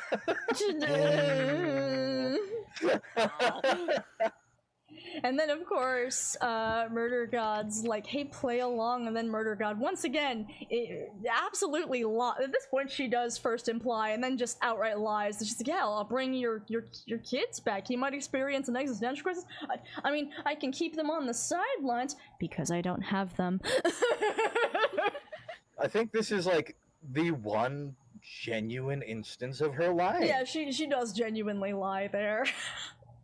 I mean, she gets like, This is the only one. I just missed the line about them being reflections, that's all, so, you know. Lying by omission. Just No, she's fine. She's never done anything wrong in her life.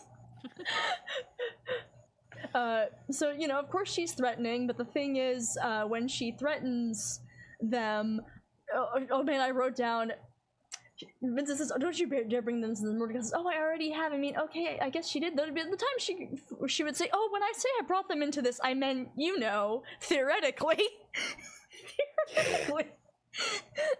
Theoretically. Y'all would not believe the amount of Murder God justifications and backpedaling I have pitched to Splitguardian. You know, from a certain point of view. From a certain point of view. Oh god. So then she builds. I want to highlight a chat real quick. Stellar Cat. To be fair, if me and my family were in hell, and as soon as I figured that out, I was thrust into the Ulu scenario, I would also lose it. Oh, it's so funny. So fucking true, bestie, you get me. Also, shout out to a previous comment of, don't worry, Vinny, you can't make her life worse. God. Also, Ray points out, honestly, the fact that this entire episode has the overrunning theme of don't push people too far or they'll break, and then the Tommy thing happened completely unplanned is kind of accidental genius. Yes, obviously it was on purpose the whole time. Yeah. Everything we've ever done in DMP was completely on purpose Yes. and scripted, I swear. For realsies. But yeah, so of course when she says, yeah, I totally have your family, and that of course breaks Vincent down, and he's the bit where he like says, do you just love to hear yourself talk? And she's just like, I do actually, thanks for noticing. Man, having a mental fucking breakdown still. And she's just like, thanks for noticing. Iconic. Oh my god, he's paying attention. the ultimate case of just Delulu love. God. I mean, in that case, she was just joking. She doesn't actually, like, she's being sarcastic. But yeah. I'm fucking mocking my wife. That's what I'm doing. What I think is interesting is, like, you know, so she stabs Vincent's wrist, you know, and the line where she says humans have such weak pain tolerance, become a god, then we'll talk, which was purposeful foreshadowing, and I'm like, well, can't wait to cash this out in, you know, I mean, March 2019, probably? Not realizing none of you were gonna know what that meant for like 2.5 years. Rip. Yeah. The bit of just like, what was it that you said? You weren't about to burn? How metal? What if I did that? It's like, what if I did that? What if I just flicked like, you on and off like a lighter? Yeah, it's pretty fucking absolutely wild. And then while she's discussing this, and then she's like, that'd be a little rough. I mean, this isn't Game of Thrones, she says to the man from fucking World War I, who has no idea what the fuck Game of Thrones is. It's like, and he's just he's just waving it all off like this is devil speak. Yep. I don't. Well, see, what's I don't interesting know is what like that means. basically like she gets really hard and then he just kind of deflates. Like he truly seems to deflate. And but the thing is, the push where he was fighting, this is canonically the moment where he catches her interest. I can't say this was fully related to her backstory because I hadn't fully worked that out, but I knew at that point she was genuinely excited by him fighting back because she had not had any kind of back and forth in a really long time. So this is like the first back and forth she's had in eons that isn't Dr. McGillicuddy going what and being Bugs Bunny for her. So when Vincent finally shrinks in on himself, she's like, oh my god, this is actually really exciting. So she's the one who makes sure to pull him back and she's the one that says, come on, weren't you going to save them? And he very dejectedly says, yeah, I was. And then when she says, do you still think you can? I meant for that to sound genuinely very sincere, like kind of hopeful, like, wait, do you really think you can save them? It does kind of come across like that, but like given the situation, like it's funny because it sounds sincere, but the situation as a whole blinds it, you know? Yeah, it like disguises it, makes it feel more sinister than sincere. Exactly. Like it's meant to come across as more sinister than sincere, but for sure the way I was playing that was I did want it to be like her genuinely thinking, oh shit, I bet he could actually fight me. And this is why I kept telling you, yes, you're an actor, because you managed to layer your shit. Thank you. In improv, no less. Oh, well, thanks. But yeah, so he doesn't respond, and then she gives the quote that's, you know, I like you. You're interesting. I like interesting. I spend nothing. You are literally the most interesting thing here in a while. So here's some meaning. And then I wrote down my note. I love how this woman acts like this is just out of her head, but also the whole spiel about the 12 souls and Vincent fighting against her is so like, yeah, well, this just came to the top of my head. But, you know, here's a cool and fun idea that you could do. Gives her the whole outline. So good. So, like, because for sure, I think canonically, even at this, I might have done this, I might have edited this in, maybe at the time I wrote this down, that wasn't the intent, but in practice, functionally, in terms of the plot, this absolutely would have been something in the back of her mind. So when Vincent pushes and he seems like he really thinks like he could save them, and she's like, oh shit, he could really do it. Okay, yeah, I guess I'll dust that old plot off. I wrote that down, sure, why not? Yeah, like, the deflation at the start, it really comes back to the fact, you know, he sold his soul to the devil. He knew what he signed up for. Like, I mean, I'm in hell. What the fuck am I gonna do about it? She's teasing that fucking carrot on a stick in front of him. It's like, ooh, jingle, jingle, jingle, keys, keys, keys, family. I got your family. Jingle, jingle, come back. Like, it's like, Vinny, need you to come back. but yeah. Foreshadowing. Also the bit where, she's the one that pushes to call him the hero and Mr. Hero. Vincent pointedly did not choose that. She's the one pushing it on him. Like, homegirl wanted a nemesis so bad. She is so into, like, oh my god, what if he was a cool hero and he fought me and I was a villain? Wouldn't that be neat? Wouldn't that be so sexy and cool? So neat. And he's kind of cute. God, I also just shout out to where she's like, let's shake on it. Oh, sorry, maybe let's use your other arm. So funny. Honestly, fucking so mean. Fuck you. Fuck you. And then he declares he's gonna make her life hell. Boy, does he ever mean that promise. But Stellar Cat was right that, you can't make her life worse, man.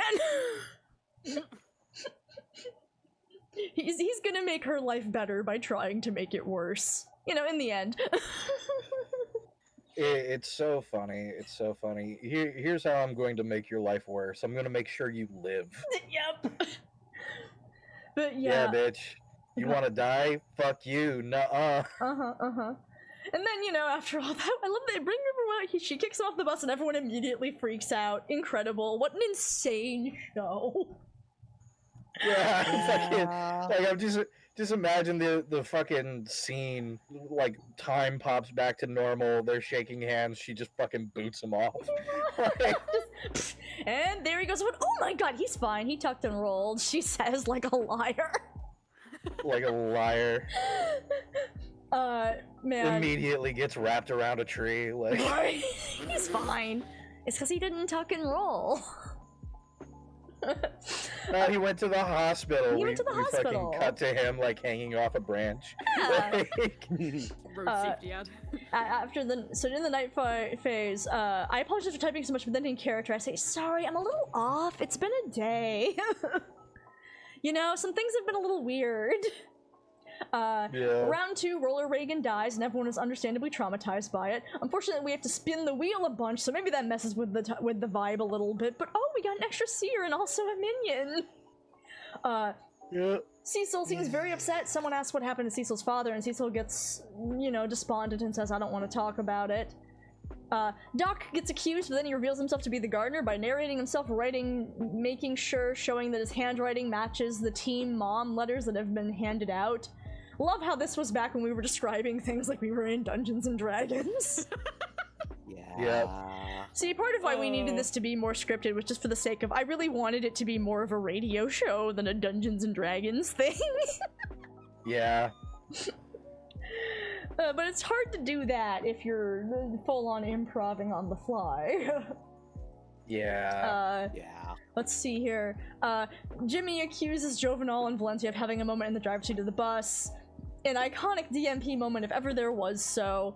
Apparently, one of the dead people in the dead chat said baby fucking, and Valencia giggles and said, I heard a ghostly presence saying baby fucking. Iconic.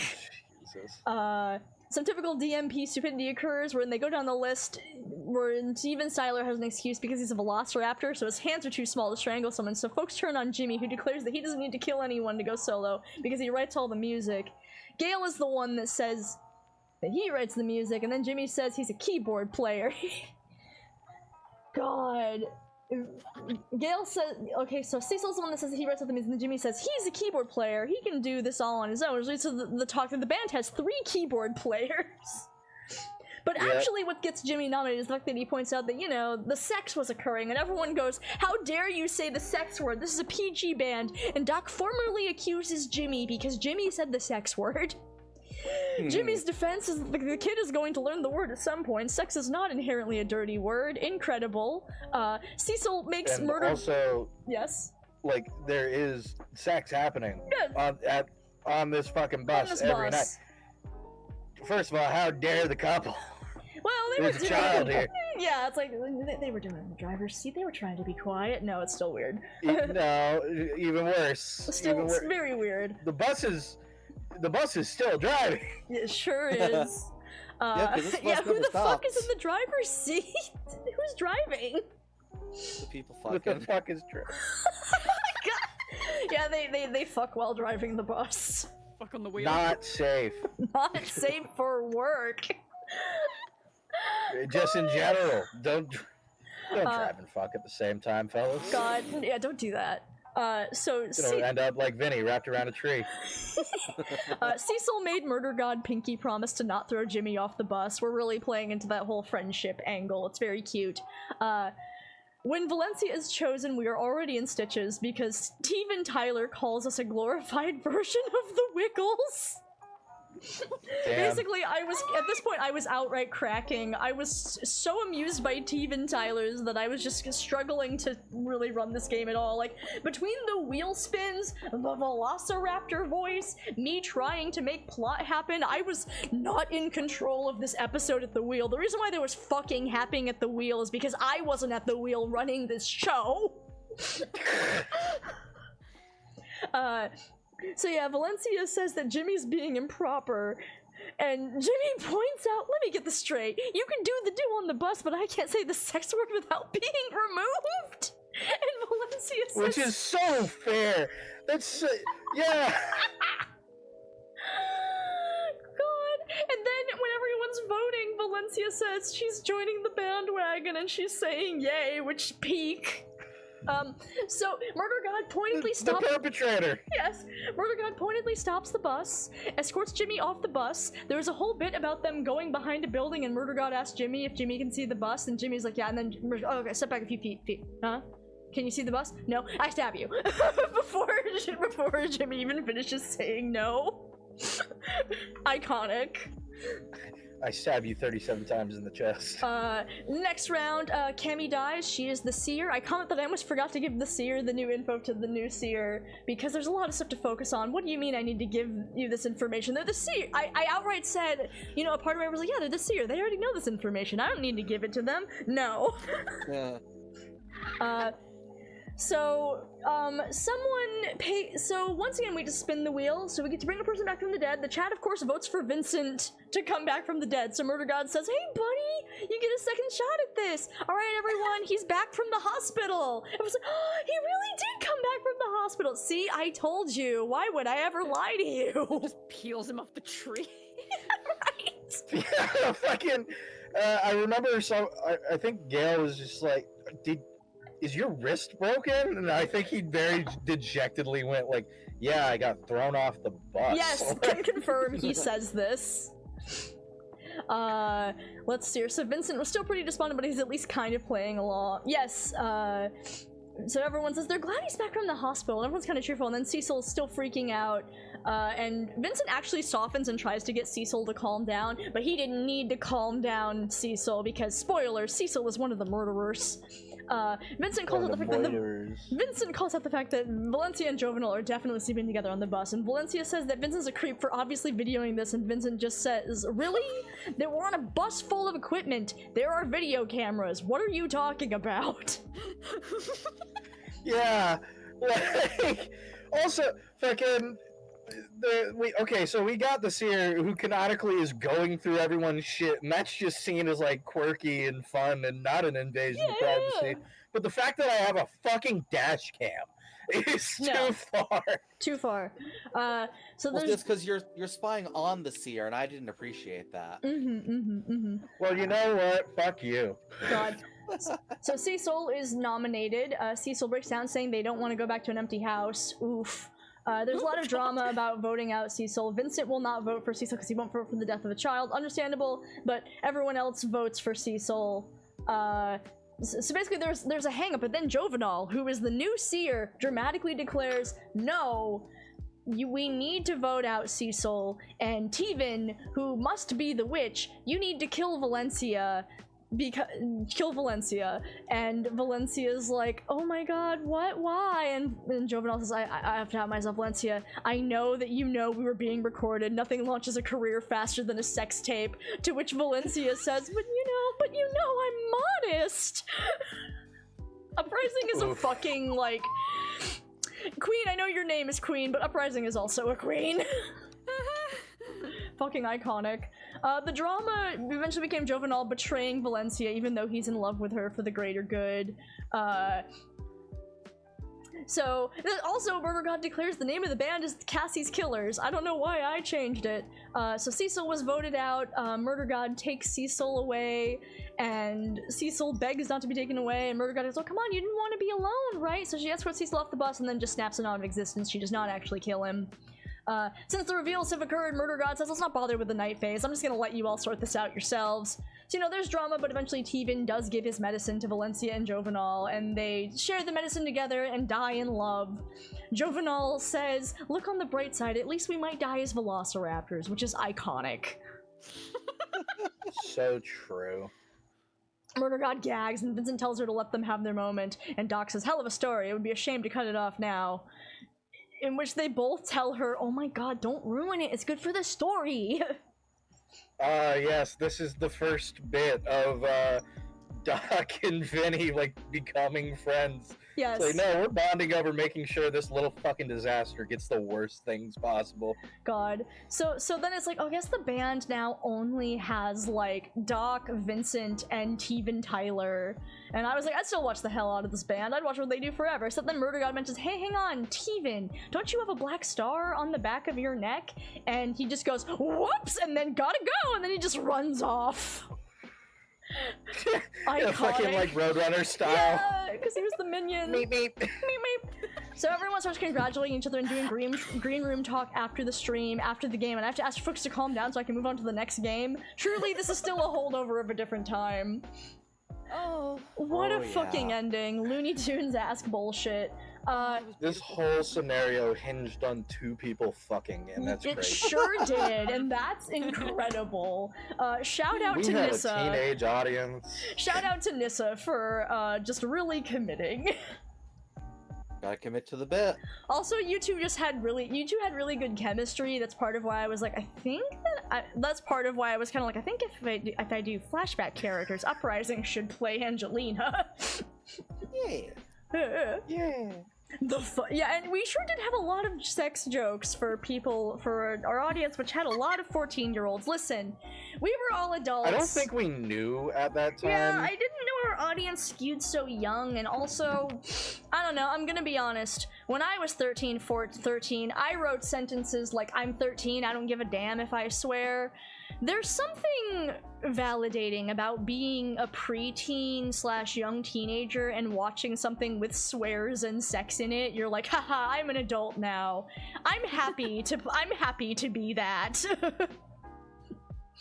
As long as it's not too, like referencing sex isn't really the same thing as, like, actively showing the deed. It's whatever. Yeah. But yeah, scenario 2 is Yell, aka this is a reference to Scream. And since the first scenario took almost 2 hours, Alex didn't even have time to finish putting in everyone's name. When we came back, the scenario title is still Panic at the Murder Party, and I get to watch Alex desperately change it to Yell and center the text. Wow. God. Lord. But yeah, so scenario 2 is Yell. Alex did not even have time to finish. As I mentioned, this is a reference to the movie Scream, which is basically a self-referential slasher horror movie from the 90s, wherein part of the pitch is that all these college-age teenagers, college-age people are at a house party, and they're specifically watching horror movies, and the characters in the movie talk about the rules of surviving a slasher movie. And then, the tropes proceed to occur to many characters. There's also a news anchor. There's also like a news anchor there for some reason, and I don't remember why. I've only seen Scream once. But yeah. Yep. So the murderers were, murderers, but like the murderers from Scream. So they are really into horror movies, and they're determined to make a horror movie happen. And also they have black capes and the ghost masks. Those are definitely not copyrighted, I promise. There's a newsman there, and there's a news anchor there, and I outright say I don't remember why the news anchor was there in the original Scream. Sorry.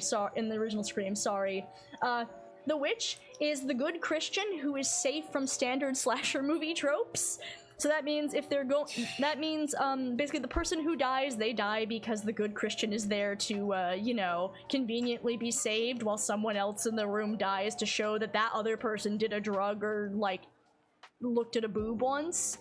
And then they can save someone, because of their powerful being a good conservative teenager. And then the gardener was just the booze fairy, just a person handing out booze. Sounds about right. Yep. So, Darby was playing Brosiv Brolin. He was a chill dude. Brosiv Brolin, chill dude, friends with Queen's Gertrude Heffley. He was the gunslinger. He was just a chill guy. He just kind of walks in basically acting like the big dog at this party. Chill, brought Gertrude, and he's like, hey, you chill if we take the master bedroom? Alright, later, losers, have fun watching cartoons. I'm gonna get drunk. He was the gunslinger. Alex was playing the stoner, and I don't need to say anything else about the stoner because it's very clear what was going on there. He was so high he could actually see the bits. Yep. Gale was playing Grits, who described himself saying, my friends call me Grits because of my freckles and my blonde curly hair. I don't know why, but it's stuck. Canonically, the reason why Grits is named Grits is because Thorin's dog is named Grits. Has a Nintendo Switch, even though it's the 90s, which everyone comments is weird. We get sidetracked first by Uprising saying it's a Game Boy Advance SP, and then I cry out, no, that came out in the 2000s, you are all children. If it's the 90s, it's an original Game Boy, you idiots. Yep. Cammy was Kathy Fern, changed her name mid-intro, presumably because she had drugs on her. She was the gardener, she handed out a lot of whiskey.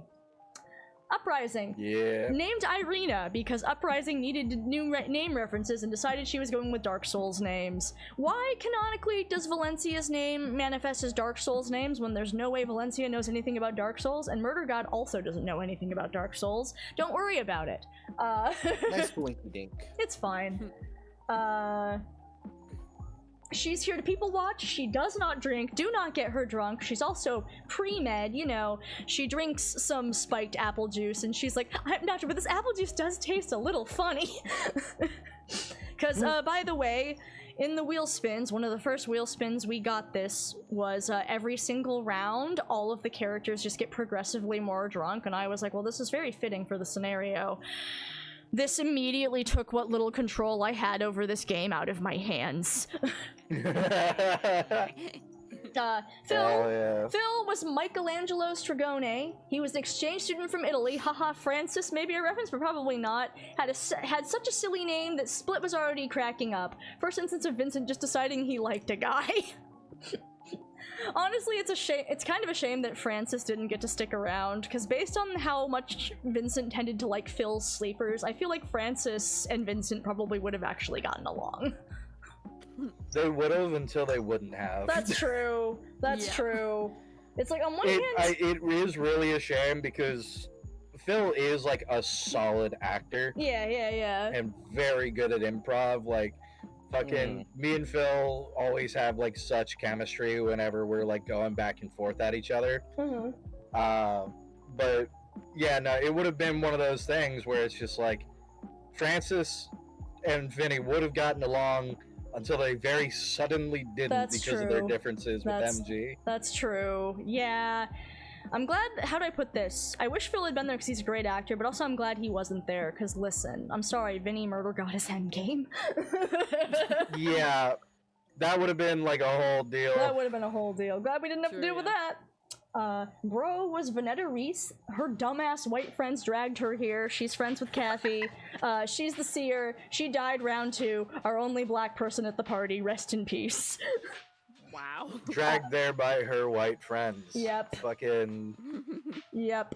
Dreadful. Queen was playing Gertrude Heffley, friends with Brosif, very serious about her career, was talked into coming to this party by Brosif, tried to loosen up, but no pictures better end up online because it'll ruin her career. Don't spike her drink. She died first.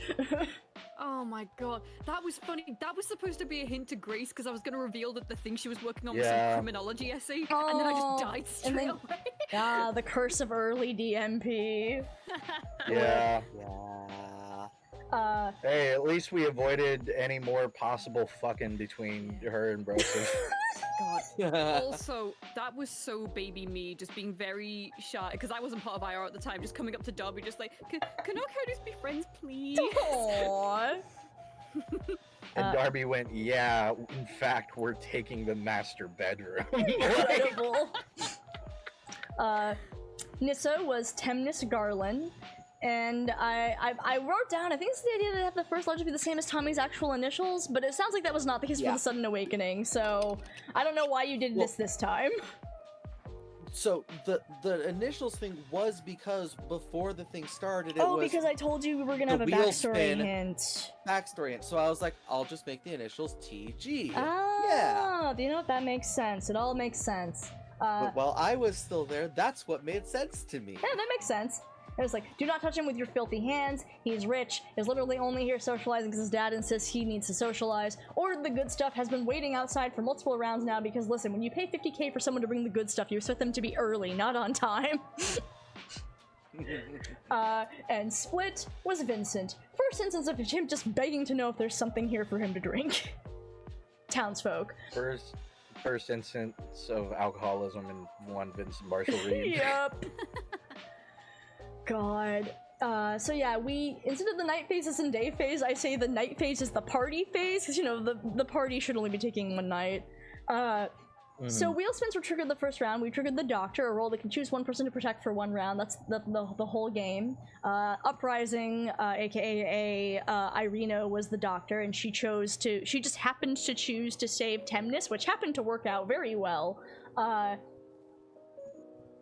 The second was, so we got that. The second was a backstory hint. Oh god, this doomed me. Third was immunity for one night, and for 1 night and 1 day phase for one player. The viewers, of course, chose Vincent immediately because they were determined to finally save Splitguardian from being removed from a scenario way too early.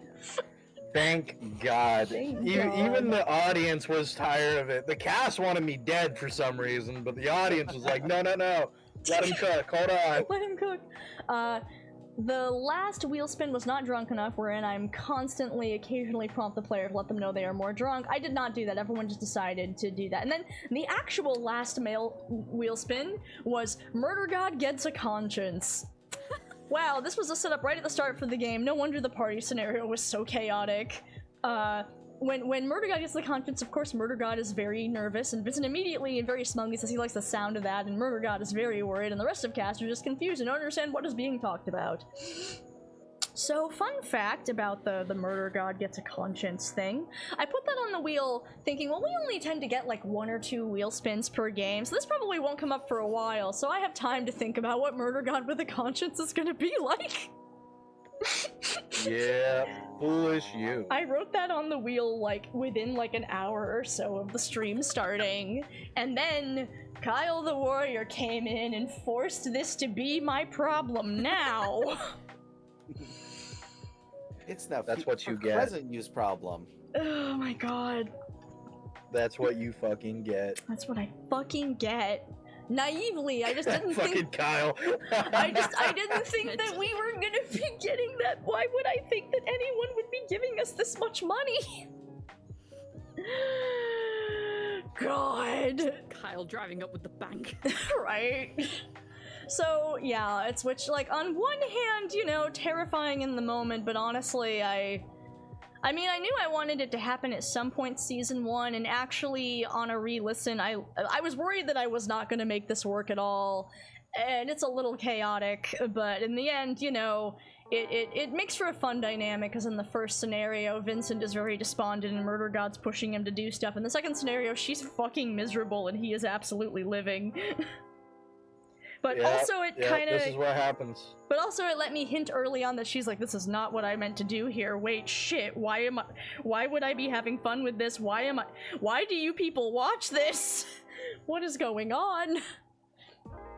So, God, a whole thing.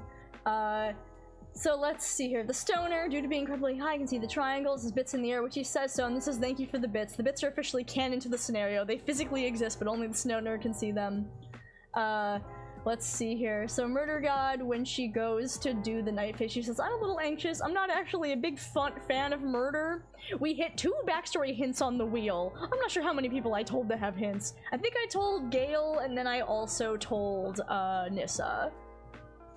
So, Irina almost died, but was saved by the witch, and then Gertrude was killed via the garbage disposal because the witch saved Irina and then just opted to kill Gertrude instead of just right ahead. I'd say I don't know why, but Phil was the witch, so actually that makes a lot of sense. That's the sort of chaos shit that Phil would just do. Yeah. God. Let's see here. Irina is already a little drunk because this apple juice tastes a little weird. It's just that maybe Gertrude was murdered because maybe Gertrude was murdered because someone's being a little racist toward British people. My God. Damn. In spite of her upset, Murder God does mention, it seems like you guys could use a detective, but unfortunately she's missing. So apparently I decided to go ahead and throw that bid in for you, Queen. You're welcome. Thank you. Also, that reminds me, Alex sent me a tweet before of somebody being banned from a Discord server because they didn't put a trigger warning on their British accent.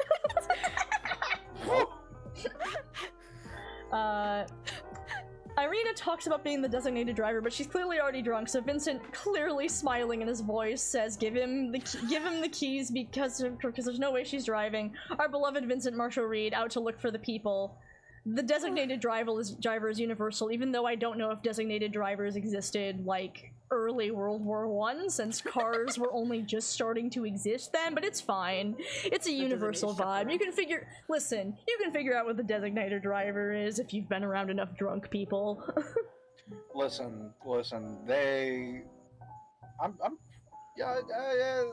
I don't know if Jeeps actually started being a thing from World War I or World War II. I think they were in. But there were land vehicles. Yeah, there were land vehicles, and I guess it wouldn't take that much to work out. You know what? We should not be drunk when we're driving these. Because, like, here's the thing, right? Back in those days, you could trust your horse. The horse will take you home. Mm-hmm. Car, not horse. Car, you have to have complete control over. Car, not horse. Car, drive, and then crash if you not pay attention. It's not that hard to put together. Not big leaps of logic. Yeah. But, oh, it's 10 o'clock. We usually take a break. Do you guys want to take a break? Get water and stuff? Super quick. Okay, we'll take a quick little baby break, like 2-3 minutes. BRB, everybody. Yep. Hello. Okay, everybody, welcome back. Also, thank you for the bits, Kyle, for old time's sake. Is there any stipulations you want to add on to that, just for old time's sake? Oh no, I've been you want my? Oh, there you go. There we go. I was going to say you could make my sister speak in the Awoo voice. I'm not gonna. No. You have to pay at least 2,000 bits for me to speak in the Awoo voice. I refuse to. I don't care how long it's been. I am not putting that on the clearance rack. You got to pay full price for me to say use the Awoo voice. Understandable. How much is 2,000 bits again? $20. Maybe another day then. Nah, make it 5,000. No. Phil's character basically.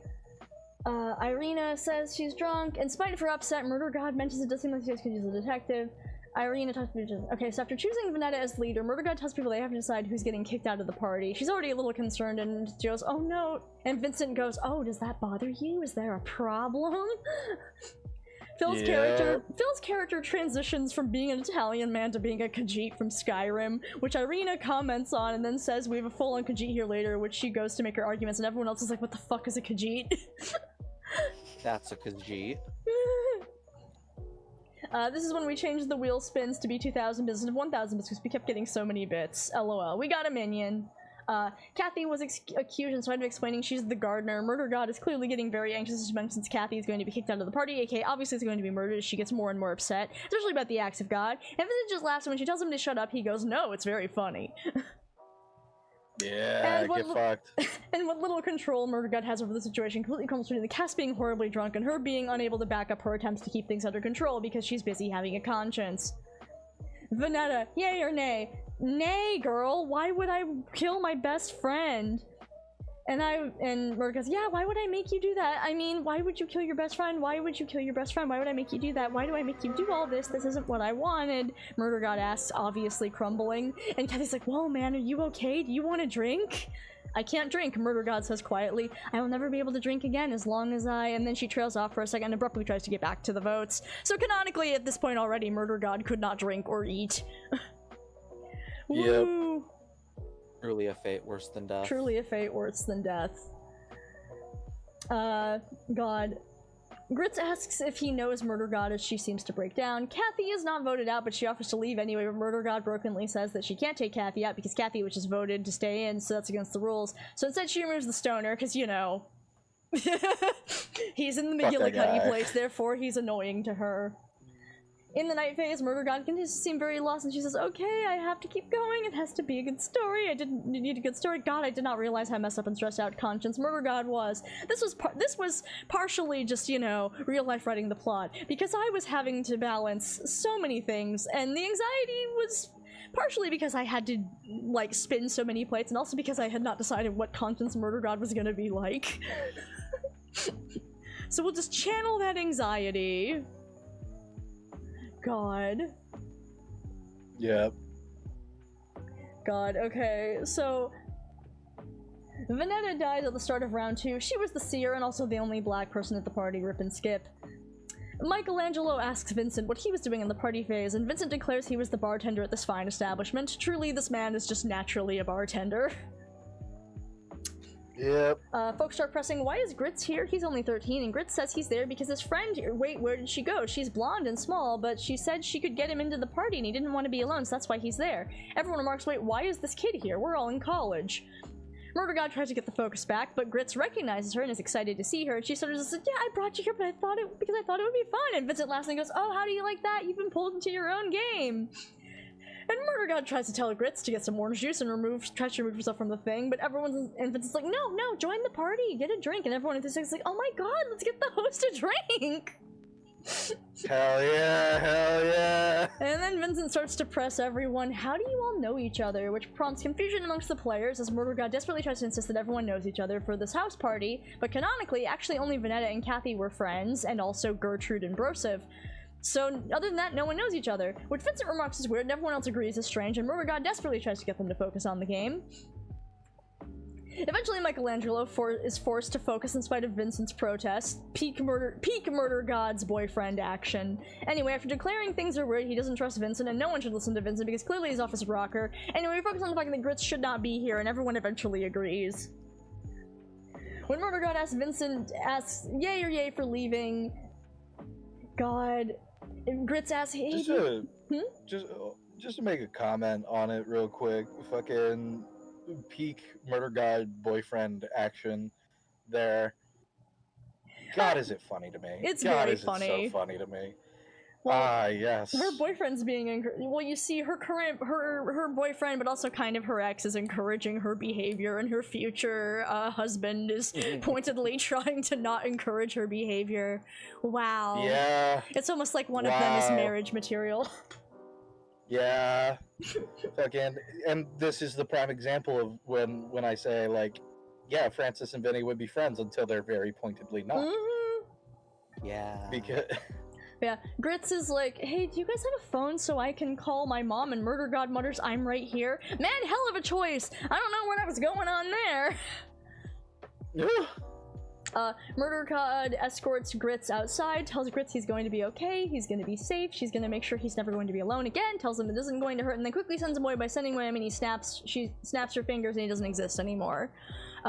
Here's the art that Gale made of that. We're doing fine. They're all doing fine. I love Murder God's 90s fit here. It's so good. I wish there had been more opportunities to draw Murder God in the different outfits, because canonically, I am of the opinion that she is always wearing an outfit to fit the scenario, because that's more fun. oh yeah. But we don't have the budget to constantly show her costume changes. She's rocking the mom jeans. Oh Jesus, the listed price is $70 for bits now? I'm so sorry. You know, I'm okay with changing it to like PayPal or coffee donations. I'll accept coffee donations if bits are that expensive. It's okay if you guys want to just pay me through coffee or PayPal. I'll take that. Not to be a shill, but you know, I could use money. Let's see here. So Grits gets escorted out. Rip, he was the murderer, so that means that Gale was the murderer twice. Like for that 50 it was $10? Really? Jesus. Okay, Good Lord. Tell you what, if you guys ever want to donate to my coffee or PayPal or something, I'll put my coffee up on screen next time, and I'll bring back the wheel. Maybe I'll bring back the wheel for like stupid things. Maybe I'll do that. Yeah, the links for the coffee is in the description. It's in the about, so. Yeah, you can just. That's there. That's there. Let's see here. So, speaking of being given money, Kyle gave us $50 while we were waiting while I was sending Grits away, so I had to spin the wheel, and thus the floor is lava. Truly, this is the most chaotic scenario prior to the Mitchells versus the Thrones. Hell yeah. Hell yeah. Kathy progressively has an emotional breakdown, but I'm sorry, hun, we still have to play the game. Broseph died round 3. And then, because he's a gunslinger, he shot Kathy because he forgot that she was the gardener. And when he did shoot her, and she's like, okay, well, and then Murder God's like, well, you shot all the bottles of booze she had under her shirt. Weird how none of you noticed that was under her clothes before now. It's so wild. Like, Darby as the gunslinger every single time is always just so chaotic. Mm-hmm. Because I'm pretty sure he just shoots randomly. Yeah, right?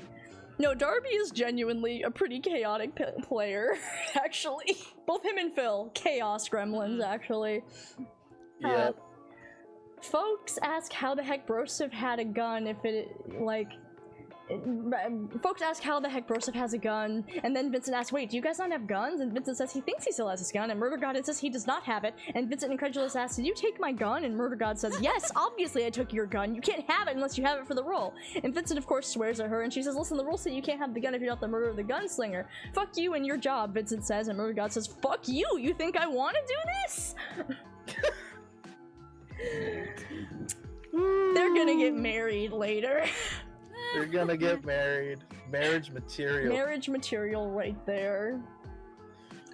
Early dynamic. Fuck you. No, fuck you. Yep, right. It's really true that see, when she's being more of a normal person, and they're just flinging fuck you back. Truly, they had the peak homoerotic villain and hero tension, which is when we're serious, it's very intense, and when it's silly, they're still yelling each other, but it's kind of goofy, which makes it seem like they have like a fun little friend rapport, even though they're swearing at each other the whole time.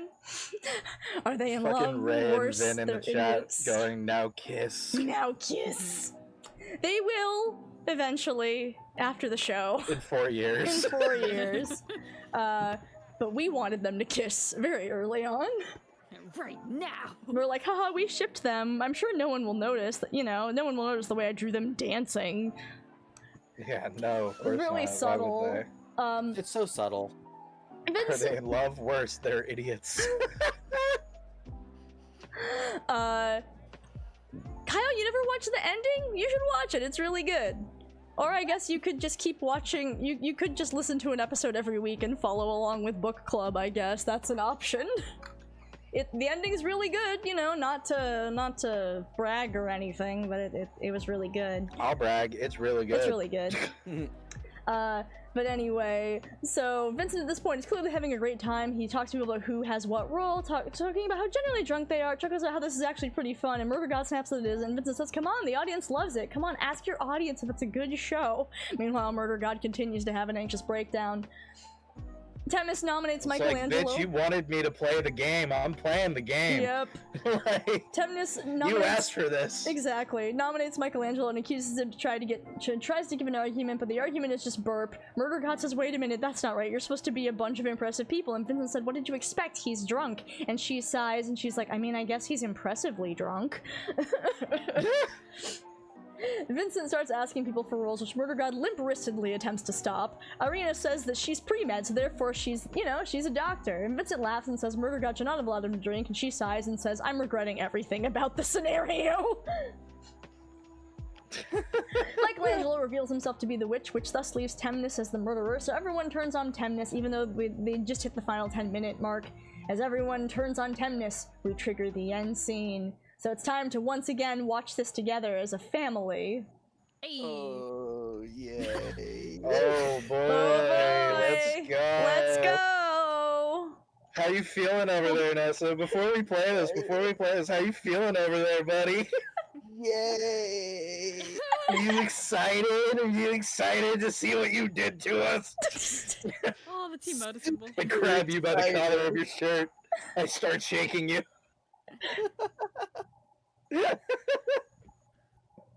Let's do it. Let's fucking do it. Let's play it. Your My doctor gives me against... weeks to live, and you guys have to ruin it. Stop. Yeah, exactly. Weeks to live. These things happen. You know what? What else was I supposed to do? Yeah? I'm not getting rich in weeks. I'm gonna die alone because Actually, no one loves me. Stop. According to my calculations, you won't. You Not must be so possible. drunk you forgot who your doctor was. It's not possible. My heart's just going to explode. No, it's not. You're That's just. why I'm here in this living hell. Stop. No, listen. You're not going to die. You're going It's to be okay, fine. bud. Everything's going to be You too. fine. All of us were. Stop. You know me. Stop. Wait. This wasn't what I wanted. Stop. No. No. Go on, Thomas. Go on. No. This has to stop. You This has to just stop. wanted to cheat everyone. Stop. This has to stop. This has to stop. You have to stop. Vile. Oh, he was so nice. Convinced me there was no way my doctor could cure me. Stop. Stop. Stop. I mean, how could you? It was going to explode. No. Irina, how could you have saved me? Huh? Then you You did. can't. You couldn't be saved. That's right. You can't. Okay. But then you did. No, Nani, no, stop. I never gave that diagnosis. I can't. No, please. Stop. And to think, Stop. all because of a little 2 weeks. This is weird. I didn't give that diagnosis. What's going on? Sorry. Doctors are all the same. Does everyone vote for Temnis? like Does everyone this vote for one. Temnis? Does everyone vote for Temnis? Kill me. End my suffering. Just go. Just go. I'll You just have to. wake up tomorrow. As someone I'll else. Stop. I'll no, see no, you no, there. Stop. Stop. No, you don't have your name. No, I Hey, buddy. No. But what's in a name? It only gives you power if I remember it. Stop. Like Vincent. Stop. Stop. You have to listen. You don't understand. Listen. Stop. No. Stop. You don't, I'm you don't naive. understand. Yes, you are. You're very naive. You're all quite naive. Shut None of you up. know what's going on. And you have to understand. This has to No. happen. If we don't have an audience, this is all going to fall apart. Hey, All I know is I damn it. should have listened. You have to stop. Please stop. Please look. I'm just going to stop this right now. You're all gonna wake up just fine. It's gonna What be was fine. her name? I'm sorry. What was her name? Whose name? The only one I cared about. I don't care about my name. I only cared about her. But who? Who? Can't give you that. I'm not. Who was she? Who was she? Who was my fluffy bun? Fluffy bun. Who was my angel? Who was she? Stop it! I'll tell you. Just stop, okay? I just want this to stop. All I want is for this to stop, and none of you are working. just tell him. Her name was Angelina Fenbun, okay? She was your friend. And she loved you. And you were the idiot who gave it all up. Why would you give it up? Why would you all give this up? Why would you put yourselves here? Why would people watch this? This wasn't what I wanted. Because I didn't want her to be with the dying man. I wanted her. I wanted her safe. I wanted to protect her. But you just made me go through it again and again. Stop. Look, I Kill her for her twin instead. look, Make I her had to kill do all it. my friends. I had to do it. Look, you don't understand. We're just puppets. There's He nothing more gets it. important. Stop it. Look, you don't have your name, so this doesn't Just matter. You won't remember. None of you puppets. will remember. Stop it. Stop it. And stop all it. I know is Thomas Gwendolin's diving headfirst into that lava. There's nothing you can do to stop me No, now. don't do it. Don't do it. Don't do it. Please don't do it. No, no, no. Thomas. I am so confused. Oh, what's wrong? You do this every day. No. You broke my fucking wrist earlier. You killed my son in front of me, and now look at what you did to poor old, I'm assuming, Thomas. Stop it! Stop That's it! my chess piece forward. Your fucking turn.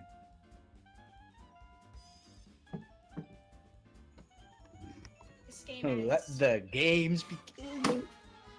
Fuck you. It's over now. And that's game. I'm gonna stop there because the text being not even quite fully being slid into place is so funny. Poor Alex is sitting there like, how do you spell that? Oh, Lovely. awesome. Yeah. A lot more intense than I remembered. Oh no, actually, Nyssa, I think this actually came out pretty good. Like, Oh, I know. like your acting is great, and honestly, I actually think that my acting isn't terrible. It's just that I'm like, I don't know what's going on here. Yeah, like it came out really, really well. Like, don't worry about the fact that none of us knew what was going on or anything. In terms of like the actual show, it came out beautifully and it worked well with the story.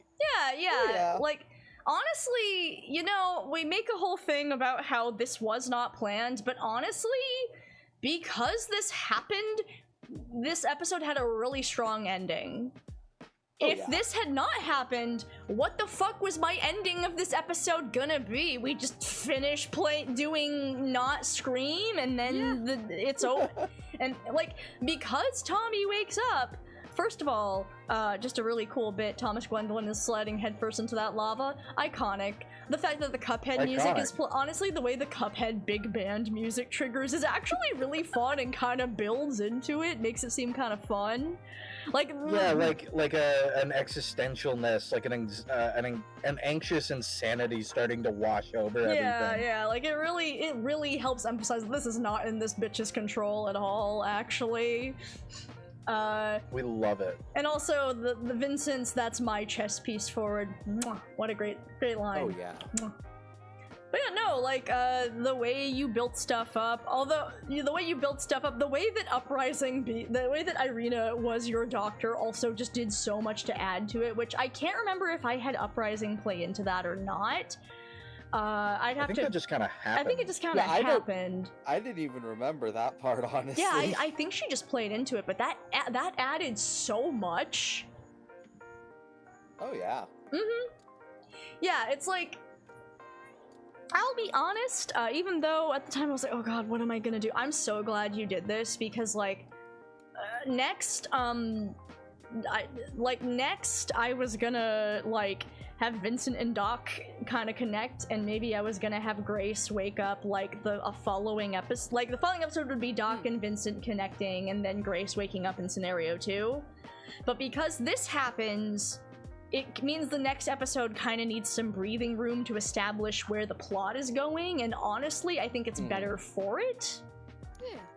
And also, like, Tommy doing this means we then get to work out what happens if someone pushes and then breaks, which, for the record, not even remotely Vincent's fault. Murder God acts like it's his fault. She's lying. It's not even a little bit his fault. Oh yeah, motherfuckers. It is Murder God's fault. It's a little bit Tommy's fault because, like, it's his fault in the sense that, like, you're pushing when the thing is clearly not comfortable for you, but also, like, if Murder God had, like, been in control of her full faculties, she could have stopped that before, like... And it's not like Vincent knew what he was supposed to do, so it's certainly not his fault. Like, really, he didn't even do anything. No, Vincent did not do anything. He just let that happen. Like, hey, go off, boy. Like I wrote this. He was like, I like this one. He gets it. Yeah, like, Vincent's having a good time because he doesn't know what's about to fucking happen to Tommy. So he's just having grand old time because Murder God is struggling, which honestly, I love how this it makes this episode feel very complete, like it comes full circle. Like one scenario, Murder God's very much in control, and the next scenario, it is in fact, in a way, Vincent's move. He actually gets a lot of things done just by fucking around. Yeah, you asked him to play the game, and now he's playing the game. Oh no, he's playing the game. But yeah, well, this will come up later, but like way later on, I wrote a thing about like the plot from Murder God's perspective, and I had a bit of her talking about, this stupid idiot yells, "My name is Thomas Gwendolin," not realizing his name is fucking Tommy on his birth certificate, and he falls into lava while I'm busy having like an emotional crisis. And then the next one, he's glitched, and Vincent's like, "Wait, what happened?" I'm like, "You broke him," I say, like a liar. It then proceeds to be a thing used against Vincent for the rest of the fucking campaign. Yeah. Yeah. Oh, and her name, it's Angelina. Don't worry, I didn't forget. God. So, Fuck iconic. you all. Like, Fuck you all. honestly, super iconic. I'm glad that it worked out, actually. I'm actually really glad things went the way they went. Yeah. Like, Tommy... I cringe at it. Mm-hmm. Go ahead. No, I was just gonna fucking say, the meme of, fucking... What is it? Eric Andre shooting Hannibal. Fucking Tommy shooting Tommy. Why would Vincent do this? Why would Vincent do this? While Murder God's desperately trying to pry the gun from his hands, and Vincent doesn't know what's going on. Yeah, it's like I cringe at it, and it's like I'm still embarrassed by it, but I have genuinely sat down like, okay, how do I not do that? What the fuck would the show have even looked like? It's because it's just like yeah. It's a different show because you did that, and honestly, it's a better show for it, actually. Now, granted, I would not want this happening ever again, but it was the right idea. To be fair, that's kind of like the majority of DMP. It's just like, no, this really works, actually, never do this again. We can't do this again. Man, this works. I'm never doing this type of thing with improv again. Right. Let me switch to, oh no, this is the delightful comic that Bro made about the yell scenario. Murder God, everything's gonna be fine, is having a conscience. Best friend died? That's so sad. Kathy played 90s Despacito. My best friend died.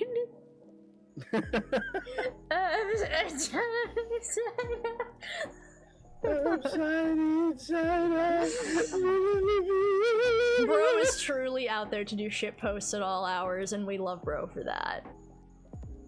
But yeah, so here he is. Thomas Gwendolin is jumping headfirst into that lava. He's in a suit. He's in a suit in this one. Yes. He's in a suit and he's losing his mind. He's losing his mind. Do you have anything else you wanted to talk about like the whole process of how we got here? Anything else that was going through your mind at the time? Anything like that? Yeah, so one of the fun things about it, and part of what leads into why I specifically cringe at it so much, is one of the things behind the curtains that I have is I have dissociative identity disorder. I've struggled with it for a while. Recently, I got finally diagnosed with it, and especially throughout Discord Murder Party, I feel like my improv skills are shit. I don't feel like I know how to improv at all, and I would have moments where I'd get overwhelmed, and when I got the message like, hey, there's going to be a story reveal thing, I just shut down, and one of my alters takes over, and this whole scenario is not Nyssa there.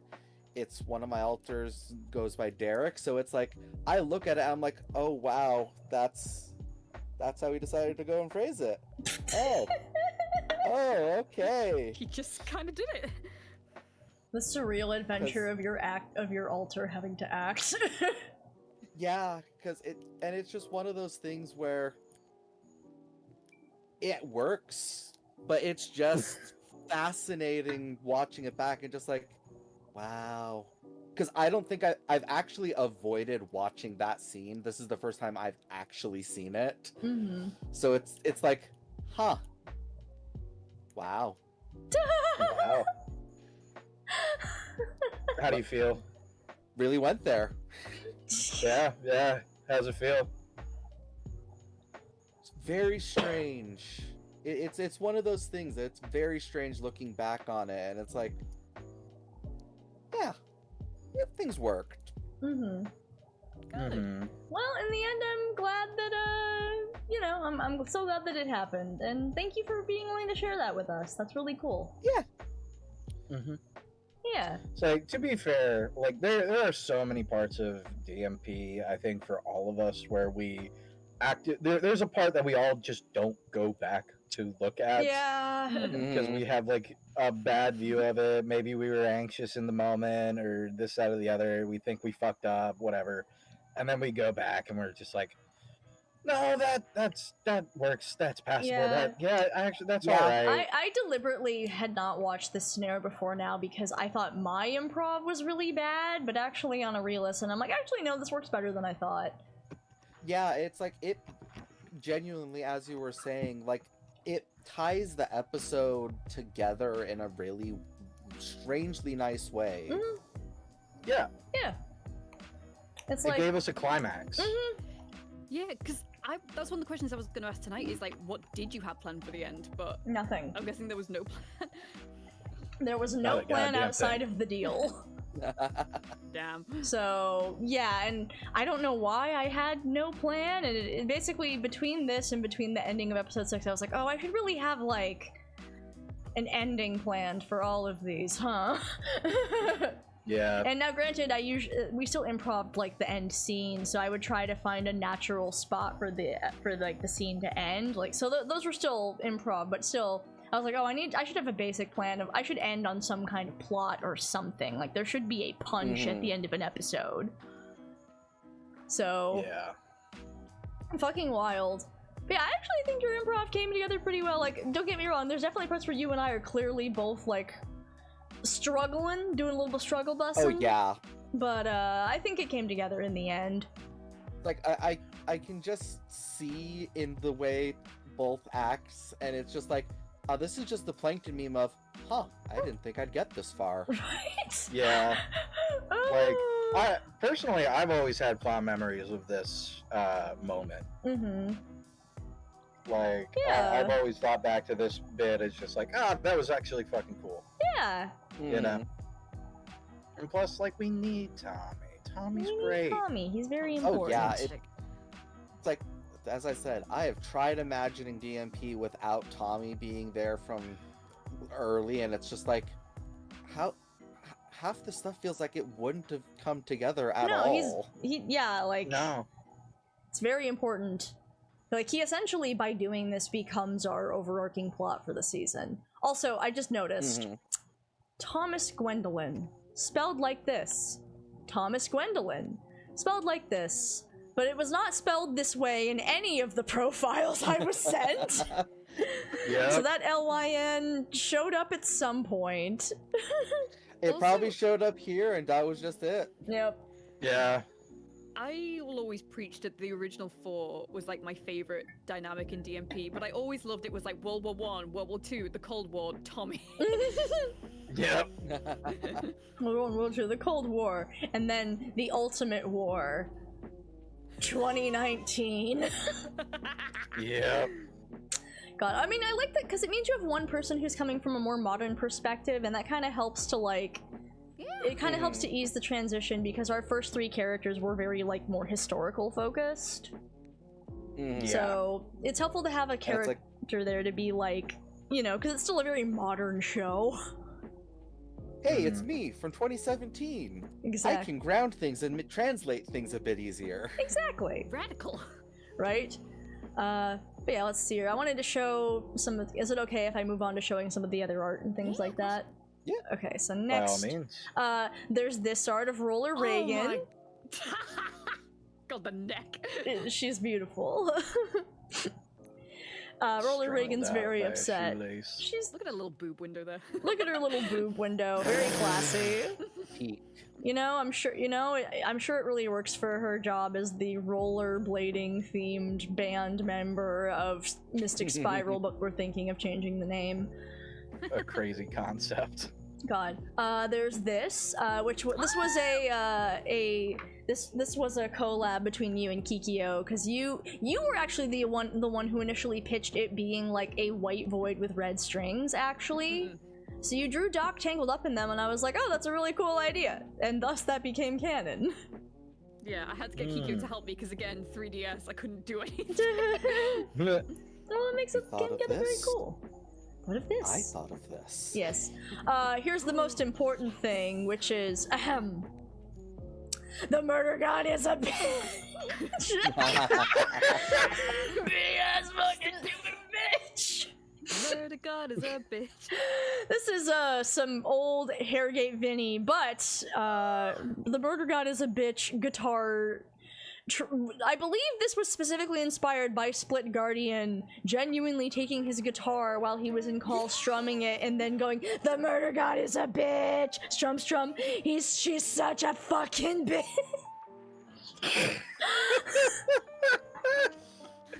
It sounds like something, yeah. That sounds like a thing I would do. God. Iconic. I don't. So later on, this was the same night. We were all like in call, just kind of shooting the shit after the fact, and we were talking about how Split's a Tumblr sexy man, and Juno made this, and it's just so iconic that I had to share it. Well, you see, this one is the... That's where it pops up, okay. So this is the One Slur Splitguardian, this is Fresh AU Splitguardian, this is Fell AU Splitguardian, and this is the more chill AU Splitguardian, obviously. Fascinating. Uh-huh. Yeah, so Kristen sent me this, like, yesterday, and was like, hey, do you mind if I pull this up in stream at some point? And I was like, what stream? Oh, you know, book club. Oh, I'm so curious. Apparently, we're just throwing shit out here at random. Yeah, I couldn't tell you the full context. I just know we must have been talking about Tumblr Sexy Man You, because there were several different things about you that were basically Tumblr Sexy Man, but this one was the peak one. So I felt this was the one that should be shared. Okay. You're welcome. All right. Yeah. There's whatever the fuck this is. What is that? Ah, I see. Oh, okay. Okay. Now it makes sense. God. Okay, we were talking about Momo from Fallen Empires being in DMP. So, of course, Juno made this. It's called Kentucky Fried Momo. I'd try it. I would. There's this one, which is Murder God saying, take my candy and you die. I have no idea what this was about. This was absolutely another one that was just made while we were all in call together. Probably something to do with, like, taking candy from a baby or whatever. Probably. Maybe I was referencing the first Other Awakening. Maybe. You're like, my job is so easy. Who knows? Or you could have just been making fun of me for being a child. Either are possible. That's also entirely possible, yeah. This is the drawing that Kikyo was making of Murder God with the original face. It's very cool. It's very neat. Cool. There's this shit post that Bro made. Who wants to talk about mortals? God. Rule 63 Murder God as drawn by Juno. So this is male Murder God, and like, Queen, you commented afterwards, I'm into it. Oh my god. To be fair, I don't know very many things that you wouldn't respond like that to. That's true. I am the definition of hear me out. Why he kinda hot, Ray asked. Because Murder God is hot. Next question. My wife is incredibly sexy, thank you. So Scott made this, which was the stats, which is we've had 5 seer deaths on the first day, only 2 seer survivals, 2 gardener survivals, and 4 acts of God, and 13 seers in total have died. Nice. Diversity win, Milder God. This is a drawing that that Steele made. Fucking hot. The emotion is she's hot. That's my wife. That's my wife. Wow. That's her. my wife right there. Hell yeah. don't see it Speaking of Steele, this is some art Steele made Dude, during during Voidcation. Yes. I just really like this art. Like it's just really good. Like he just did this on his phone casually. God, every time Steele just like casually makes art, it's a blessing. It's so cool, dude. It's just a Look at my wife! Look at my husband. He's so handsome. Oh, she's so cute. He's she so thinks cute. she's got everything under control and she doesn't. Look at her. She thinks she's in charge. I love that he gave her like a choker type thing. It looks really good on her. It needs to be a staple, personally. I in mean, my humble opinion. she's gonna have one later. Good, perfect. And there he is. More Vincent. Oh, Our man. Our man. so fed up. Nice. He's so fucking done, and also he's so hot. I just think he's hot. Is that so wrong? What? No. You think your husband is hot? I know. Fucking loser. God. But yeah, you know, I think I'll save Waltz number 1 in red for next time, since we've only got like 15 minutes left. Would we change anything?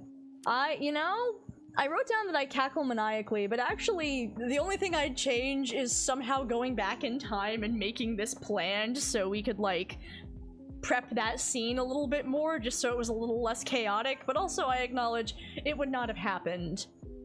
Actually, I'm gonna leave the Steel art back on screen because I like it. It's just good.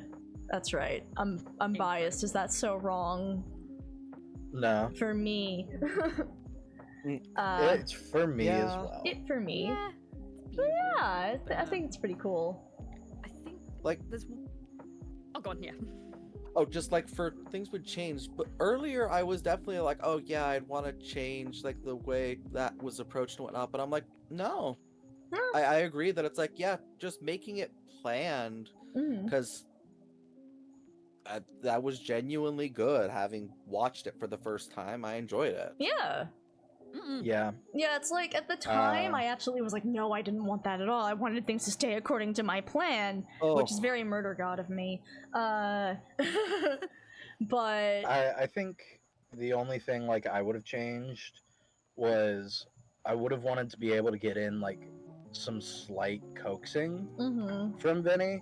Like, I wouldn't want it to be changed in such a way to where, like, oh, it could be construed as Vinny's fault, or well, maybe, but like, I still want it to be Tommy did this. Yeah. More just like being able to slip in those questions to kind of push him further. Yeah. Rather than him just like completely expo dumping all on his own. Yeah.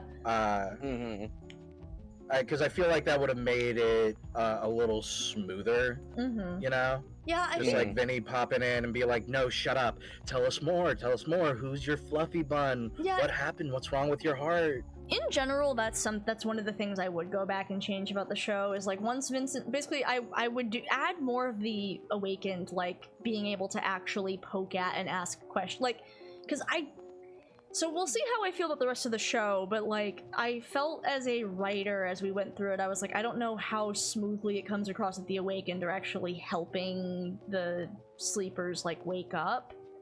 And I think being able to push more and ask questions would have been cool, but it was hard to allow for that because, you know, we also needed to be running Werewolf. Yeah.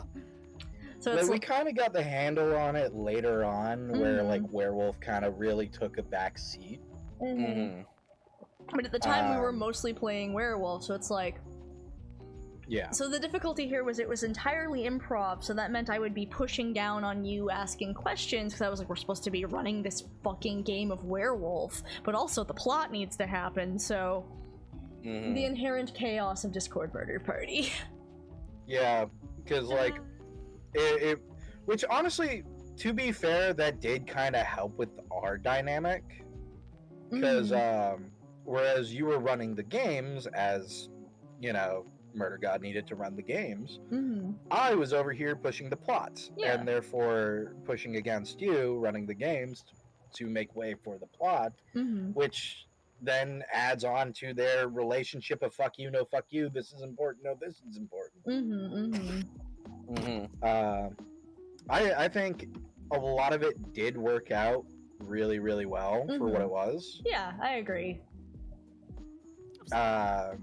And personally, I think having these early bits be the way that they are and be like more chaotic and more like we don't know what the fuck is going on really did help for that transitional stage when we started to have an idea.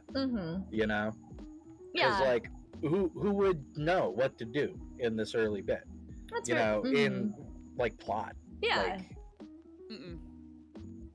Like, this is brand new to everyone involved, including the Murder God. Yeah, exactly. Okay, I'm gonna work on answering questions, which we've only got about 10 minutes left here. Oh, okay. Oh, sorry. We can. Did you have some? Sorry, I should have asked you, Queen, if you had anything you wanted to change. I'm so sorry. No, I was so immersed in the answer. I liked it. No, there's the pettiest little thing I would change is back in the Awu scenario, like, everybody's starting to come to and freaking out. And then you have Grace in the corner just like, oh yes, I remember. Like, just the one note freaking out, and I'm just like, oh no, she wouldn't. She would have been just as distressed. And I'm like, no, I was just playing it edgy, and I hate it. That's the one thing I changed. If it makes you feel any better, I did not clock that at all amongst all the other chaos. Like, I truly had no idea that's what Grace said. Yeah, I think that kind of blended into the cacophony of bullshit. I personally, I didn't hear it. I think you're off the hook. I think you're free. No one will ever know. Don't worry. I think that's more your memory fucking, like, ripping its hooks in you. I will immediately erase it from my mind. Haha, what did Grace say? Grace was there? What? Okay. Who's Grace? No, it was Queenie. Yeah, it was Queenie. Okay, so I'm gonna answer your questions now, if that's okay, unless there's anything else. Okay. No, go for it. So no, Echo, absolutely not. So Echo asks, as the Awu scenario descends into chaos, there's a poem that starts scrolling down the screen. What made you guys decide to do that, and why was that specific poem selected? So I asked Alex, as this was an Alex choice. So I went, so the scrolling text is from T.S. Eliot's The Wasteland. Do you remember why? And Alex said, the short version is I liked The Wasteland and the Hollow Men. Okay, so partially it's The Wasteland and partially it's just me being edgy, and I was like, I mean, I have a quote from me saying I really wanted to use I will show you fear in a handful of dust, so we're of the same edgy mind. Alex says, that particular passage of The Wasteland was chosen mostly for what are the roots that clutch, what branches grow out of this stony rubbish? Son of man, you cannot say or guess, for you only know a heap of broken images. Which in that particular instance I chose because Vinny was doing his best to break open the cycle when the masks were still fully on, not ready to be revealed. Fear in a handful of dust is also hella powerful, but this is just so happens to be the most major part of the passage that affects DMP. Also, I might have been playing Uncharted 3 at the time, and there's a hella awesome level that uses this passage in narration. Yeah, that's really cool. And also, like, honestly, when he points out that section really matches what Vincent's doing, I'm like, that's actually really fucking cool. It's very neat. Oh, yeah. It's a really cool thought. It's almost like Alex is good at his job or something. What? No. Oh. Vin asked, given that Tommy's initial awakening scene in this ep was unplanned, were there any specific aspects of his full awakening plotline, i.e. the glitching that were planned beforehand? Absolutely not. It was all written after the fact. I did not have a single idea for anyone glitching until this happened. I had not even considered that glitching was possible. Like, that's a thing? Yeah, and I'm like, I guess it is now. God. And that's actually all the questions in the Q&A section. Does anyone have any questions they want to ask now? Aw, that's so impressive how y'all smoothly wrote it in after the fact. You know, I was about to say it's almost like we're good writers, but then I went, no, don't say that. I'm like, Kristen, you can just say that you're good at your job. It's fine. It's okay to say that you're a good writer. It's okay. It's an okay thing to do. Baby woman. You are good at your job. Oh, thank you. Genuinely, yes. Oh. Well, thank you. I, on the other hand, I'm shit. I win Fuck on... off. I'll kill you. I'll kill you. I will Fucking break my please. little brittle bones and I will stab you with them. Do it, end my suffering. Fine, I will. Yes, I'm the murder god in this scenario. Never would have been able to guess it wasn't planned if I wasn't told. You know, I gotta say, so I listened to the commentary of Gravity Falls an amount of times. Maybe you heard this about me, but I, Kristen Trawczynski, really like Gravity Falls. And in it, when you listen to the commentary, it is absolutely insane how much shit in Gravity Falls was absolutely not planned. Because from the front end, you mostly cannot tell.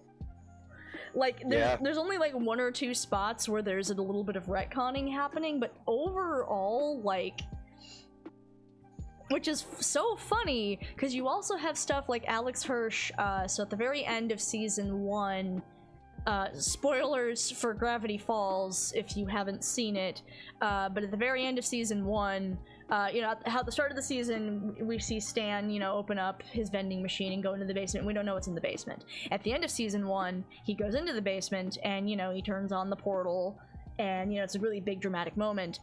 And what happened there is Mike Rianda, who was basically Alex Hirsch's co-lead for the start of the show, he says, okay, no, he says, so Mike Rianda is about to go do something else. Probably start working on Mitchells vs. the Machines or whatever, because it takes 1,000,000 years to make a movie. So as he's heading out the door, he goes, no, Alex, you gotta show the portal. You gotta show the portal. You gotta have it turn on. That's gonna be so cool.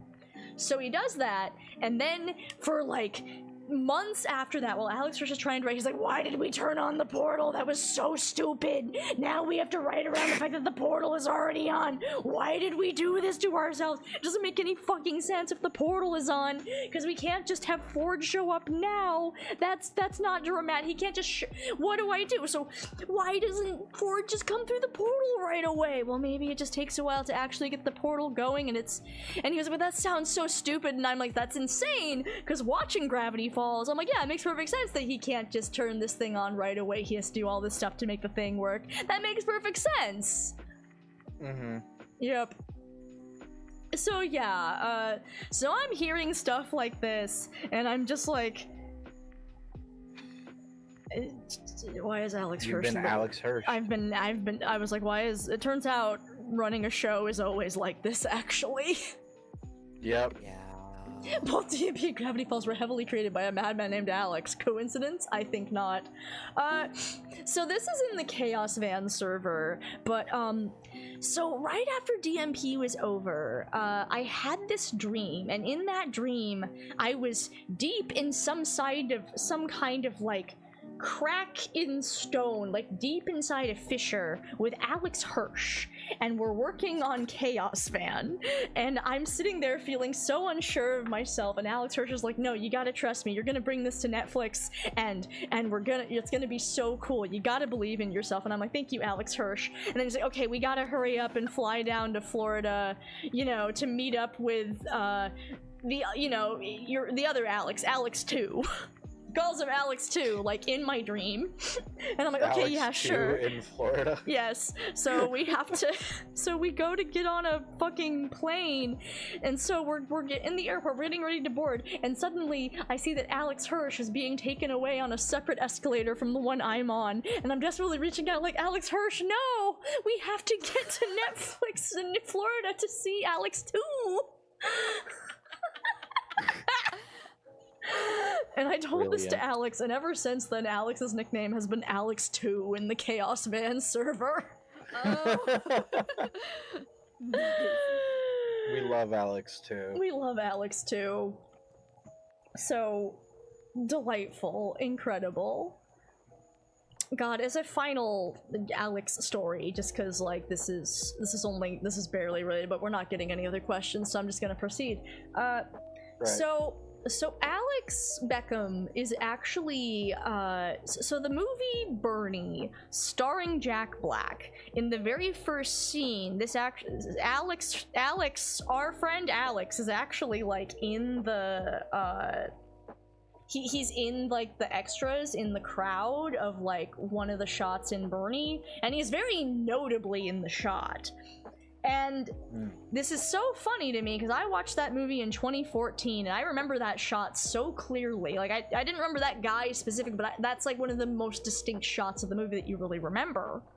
And I was thinking how surreal it was that I watched this movie in summer of 2014, and then 2 years later, I would get really into this YouTube channel that guy made, and then, you know, a couple of years after that, that guy would be one of my best friends. Hell yeah. The universe is fucking wild. Insane. Yeah. Maybe next your newest best friend along the way is going to become Alex Hirsch. Yeah, this is why I keep watching things with Alex Hirsch in it. If, you know, based on my current track record, it's only a matter of time until I meet Alex Hirsch and we become best friends. Honestly, I've been seeing Alex Hirsch participate in like a lot of really small web series lately. So hey, who knows? Maybe he's gonna join fucking Chaos, man. Can't believe I'm gonna go befriend Alex Hirsch. I believe in you. God. Finally, living my dream.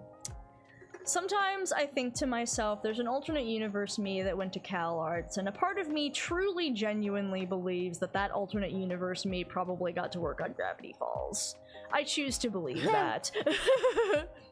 But it's fine. In this one, we're manifesting the Alex 1 friendship. I'm gonna meet Alex Hirsch, and we're gonna become best friends, and then he'll do voices on Chaos Van or something. It'll be great. And then he'll tell me what a great writer I am, and it'll be so cool. Dream big. Bill Cipher and Chaos God have a drink together. God. We love it. They would get along so well, but also so horribly because they're both fucking maniacs. Two different kinds of mania. Two different kinds of mania. Anywho. Anyway, good stream. Thank you everyone for joining us.